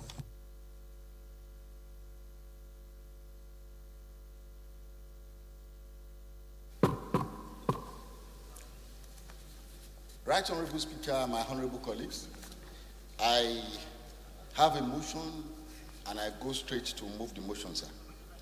Need to investigate the brutal murder at Igangan, Igboora, Ayete, Takpa in the Barakwa area of Oyo State by men of Nigerian Customs Service. The House notes that at about 8 p.m. on July 16, 2021, men of the Nigerian Customs Service attacked Igangan, Igboora, Ayete, Takpa, and other communities in the Barakwa area of Oyo State, which resulted in the death of 4 harmless and innocent residents. The House also notes that the attackers dressed in Nigerian Customs Service and Nigerian armed uniforms drove on high speed into the communities in a convoy of 2 Toyota Hilux and 1 Toyota Sienna bus, and without any provocation from the residents, shot sporadically in built-up areas, killed one Muritala Jasa, the Amotekun commandant in the Barakwa Central Local Government area at Igboora, killed 2 passers-by at Igangan and 1 person at Ayete, leaving several residents with life-threatening gunshot injuries. The House is aware that on June 6, 2021, about 40 days before the attack, Igangan was invaded in the night by suspected armed bandits who reportedly killed 15 residents and razed down the palace of the Oba, 2 petrol stations, and destroyed properties worth millions of naira. The House is also aware of reports that the Public Relations Officer of the Nigerian Customs Service, one Mr. Theophilus Dunia, issued a press release admitting that the attack was a face-off between men of the Nigerian Customs Service and suspected smugglers who were resisting seizure of smuggled rice by allegedly inciting a mob to attack the customs men, which resulted in the shooting and eventual disarming of one of the smugglers. The House is further aware that because of the several similar conflicts with men of Nigerian Customs Service in the past, which have resulted in the death of innocent residents, leaders of the affected communities have made several appeals to the Nigerian Customs Service to reduce the number of patrols carried out by armed Nigerian customs men within the communities, which have proved futile as the service instead increased and intensified patrols, despite the fact that the communities are over 200 kilometers away from the closest border post. The House is disturbed that, contrary to the claim of the Nigerian Customs Service spokesperson that the victims of the face-off were smugglers, residents of the affected communities affirmed that the 4 persons who were killed, as well as several others who sustained life-threatening injuries, were not smugglers, but ordinary residents who are carrying out their routine daily activities. The House recalls that from the year 2020, the number of innocent Nigerians who had been brutally killed by reckless armed men of the Nigerian Customs Service on the pretext of resisting smuggling is increasing by the day without anything being done to protect innocent citizens. The House also recalls that in October 2020, one Moses Atanda was killed in his shop by a stray bullet from men of the Nigerian Customs Service. Similarly, on 31st December 2020, one person was killed at Okeodna, Yewa South local government area of Ogun State, by men of the Nigerian Customs Service while chasing a car smuggler. Another was killed in Ayetoro, Ogun State, by a customs man while chasing smugglers of foreign rice. And in May 2021, at Ishain in Oyo State, men of Customs Service engaged suspected smugglers in a shootout, during which 4 innocent persons were killed. And in August 2021, Nigeria Customs Service men allegedly chasing suspected smugglers killed 5 persons and injured over 15 others at Jibia, Katsina State. The House is disappointed by the brazeness of the men of the Nigerian Customs Service, who, instead of being remorseful, continue to threaten residents of the affected communities and the general public under the guise of doing all it takes to suppress smuggling activities. The House is worried that the unguarded statements by the Nigerian Customs Service indicate that the service believes in the Machiavellian philosophy of the ends justifies the means.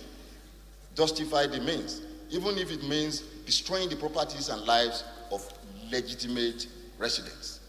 The House resolves, 1, to observe a minute of silence in honor of the deceased victims of the Gangan, Igboora, Ayete, Takpa shootings. Condemn, number 2, condemn the killing of 4 persons at Igangan, Igboora, Ayete and Takpa in the Barakpa area of Oyo State by men of Nigerian Customs Service. Condole with the families and friends of all those who lost their lives in the crisis. 4, mandate the Committee on Customs and Exercise to investigate the shootings at Igangan, Igboora, Ayete, and Takpa, with a view to ensuring that the victims are adequately compensated and report back within 3 weeks for further legislative action. Right Honorable Speaker, my honorable colleagues, I move in terms of my motion papers. I beg to move, sir. Thank you, Doctor. Second, Honorable, would you? Why is Honorable? It's not in. Everybody is looking for who do this.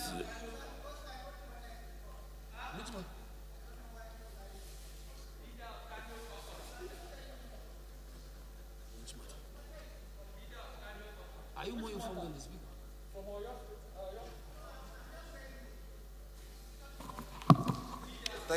Thank you, Mr. Speaker, honorable colleagues. I'm Honorable Akin Alabi. I represent the good people of Egbeda on our federal constituency. Mr. Speaker, I'm from Oyo State. Mr. Speaker, I rise to second the motion ably moved by my colleague from Oyo State, Honorable Ajibola Muraino. I so second, Mr. Speaker. Thank you. Those in support of the motion, please say aye. Those against, please say nay. Ayes have it. It involves lives of people, and Udil is saying yes, it's in court. Udil. The 10th order of the day is a motion on need to address the... Honorable Idams, are you taking this motion? I thought the chairman, I thought he said you had discussed with him. I've discussed with him that I should step it down. Honorable Idams, what's the...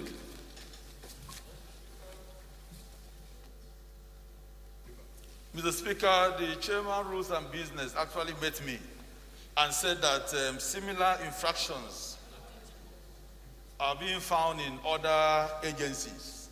That it would be nice for us to also check other agencies that have similar infractions so that we can incorporate into it. So my take right now is that when I raise this motion, we can actually amend to accommodate the one that he mentioned, because he told me that the Public Complaint Commission has a similar problem, where two principal officers are appointed from one zone. So I announced, okay, it can come under amendment, so that the motion can go through. Just step it down. In line with our discussion, just step it down. It will be up to Honorable Idem.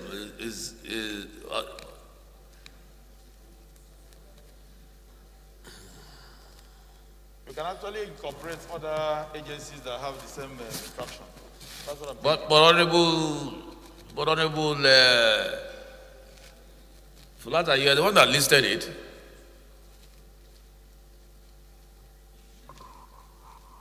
Mr. Speaker, yes, I was the one who listed it, but I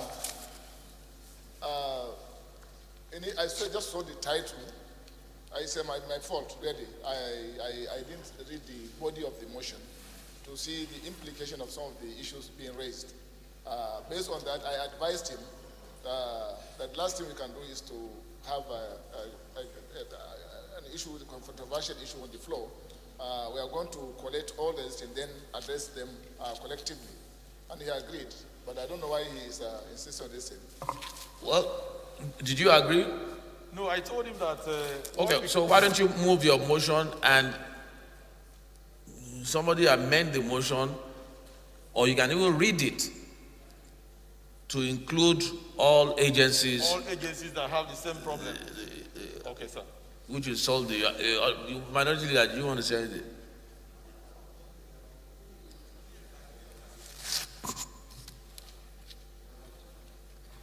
Mr. Speaker, if you ask me, I will advise, even though Chairman has some committee on rules and business had also spoken to me about it. But you know, what I said is this: if anybody has similar issue in other agencies, they should bring it up by way of the same motion that he's bringing up. But not for us to ask him to step down his motion just because somebody is claiming that in other agencies that they have similar issues. Let that person bring his own and we'll treat that one when he comes. Or if the person is on this floor, when he moves the motion, he can bring up an amendment and add up such those agencies where they have similar issues. That is my take about it. Otherwise, I don't see why we should deprive him the right to take his motion. Honorable Sarah, you were trying to say something.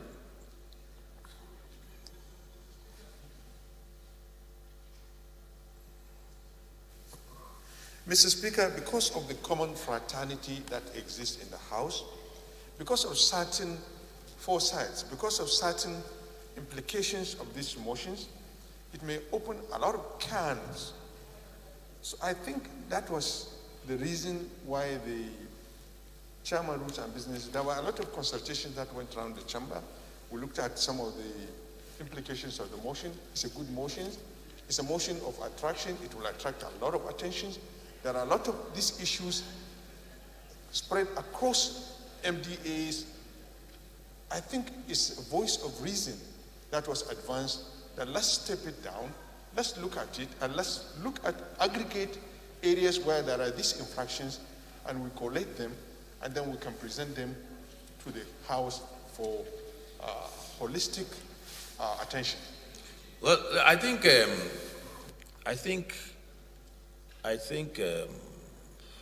whilst it's important to consider the controversy, however you want to put it, what is most important is that, are there infractions? If there are infractions and the answer is yes, then how do we correct those infractions? If there are infractions in other agencies, in fact, it is the more reason why the motion should come. Because otherwise we will be shaking our responsibilities if we know that there are infractions and we refuse and we just turn a blind eye. So what I will advise, Honorable Idem, is let us list this. I think what I will advise, let us list this motion tomorrow, but recouch it and list in your motion, the body of your motion, So we don't single out one agency. List all those that, anybody that has an agency that is suffering from the same thing, please let him have the name, and we'll include it together with Federal Character Commission, PCC, the Public Complaints Commission, any other commission, because we must do our work. Yeah, so I think let's step it down and bring it, the chairman, please list it for tomorrow.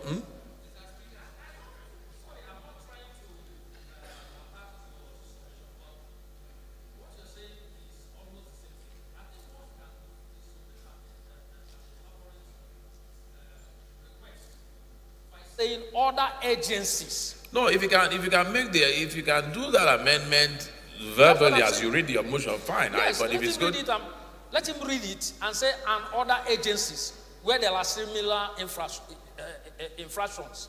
He should just take it like that, then we'll go on. So it will be open that any other agency where they have similar thing like that should be addressed. Yeah, honorable. Mr. Speaker, honorable colleagues, I remain Benjamin Okezekalo.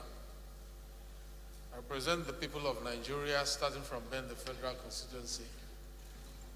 Mr. Speaker, I rise to support your earlier submission for us to have a better, more comprehensive presentation of this particular motion, so that it will not be haphazardly done, creating rooms that will give us a hydra-headed problem.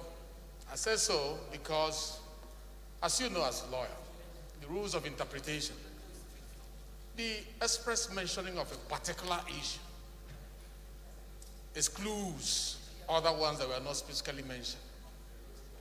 If you now said you targeted one agency and you mentioned it, and you say, and all others, it does not have the weight which ordinarily it will have. When you list the number of agencies identified by you, it will appear as, a work well researched, a work well done, that has a spread, because we know that it is not only in this agency.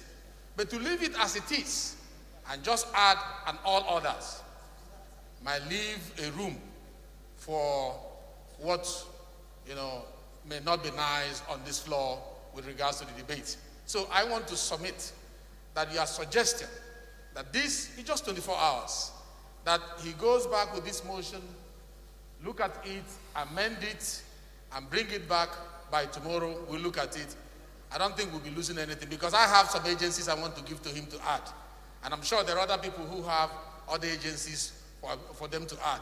If you say all others, it might foreclose my chances. Thank you, Mr. Speaker. Okay, I think we just maybe err on the side of caution, Honorable William. Let's tarry a while till tomorrow,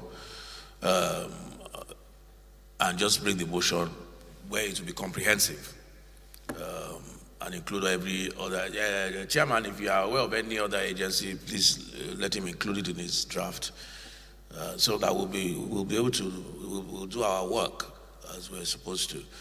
So let's step it down till tomorrow. Mr. Speaker, I advise not only the chairman, sir, any other member that knows of any case of this nature. Yeah, that's right. Yeah, I so that said by that. Tomorrow we should be able to take a holistic motion addressing every other window that may have the same implications. Otherwise, we will be left to to defer the evil day. Tomorrow we come and we face the same circumstances, and you will get the same treatment again. Yeah. So it doesn't have to be tomorrow necessarily. Take your good time, fine-tune, tidy up with every other member who may have an information relevant to this, so that when you now come back, you'll be here once and for all, and we'll give you the best tidings. Mr. Speaker, I think this is my take. I'm sure the work can be done by tomorrow. It's just a question of forwarding to him the names. We already have one already. Apart from the one he has listed, we already have a name. And you said you have one. And, so, yeah, Ben, you said you have. That's just funny. So motion step down till tomorrow.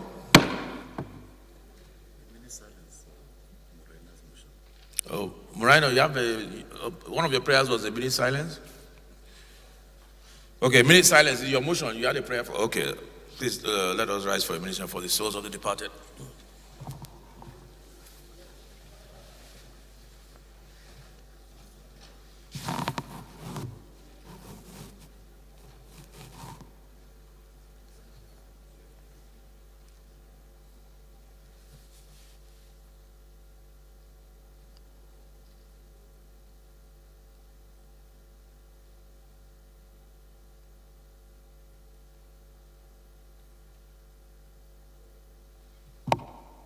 May the souls of the departed rest in peace.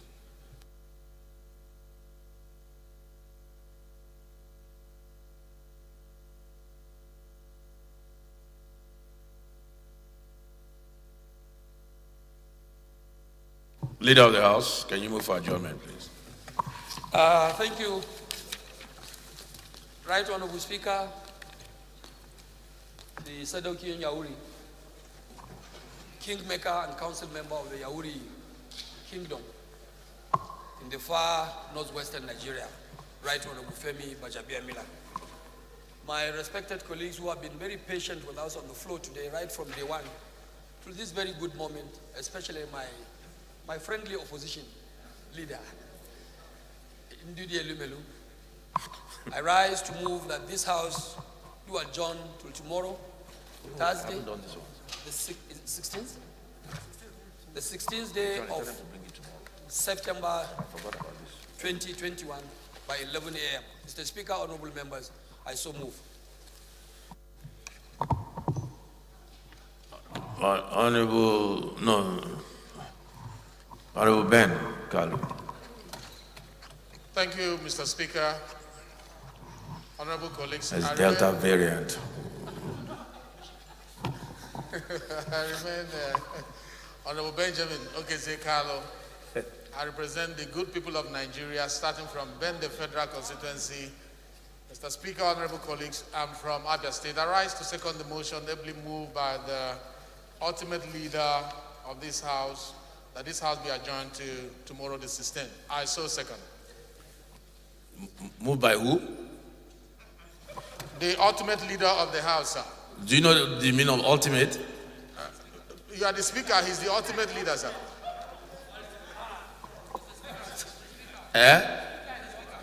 Hi. This is Exactly what I meant, Mr. Speaker. Ultimate on the floor of the House. Withdraw that statement. Okay. May I withdraw that the leader of the House is the ultimate leader of the House, because where the Speaker is seated, he remains the chair and the super ultimate leader of the House. The super ultimate. The reason why I said so, if you know your leader of the House very well, you don't give him any opening. You don't. All right, those in support, please say aye. Those against, please say nay. Ayes have it.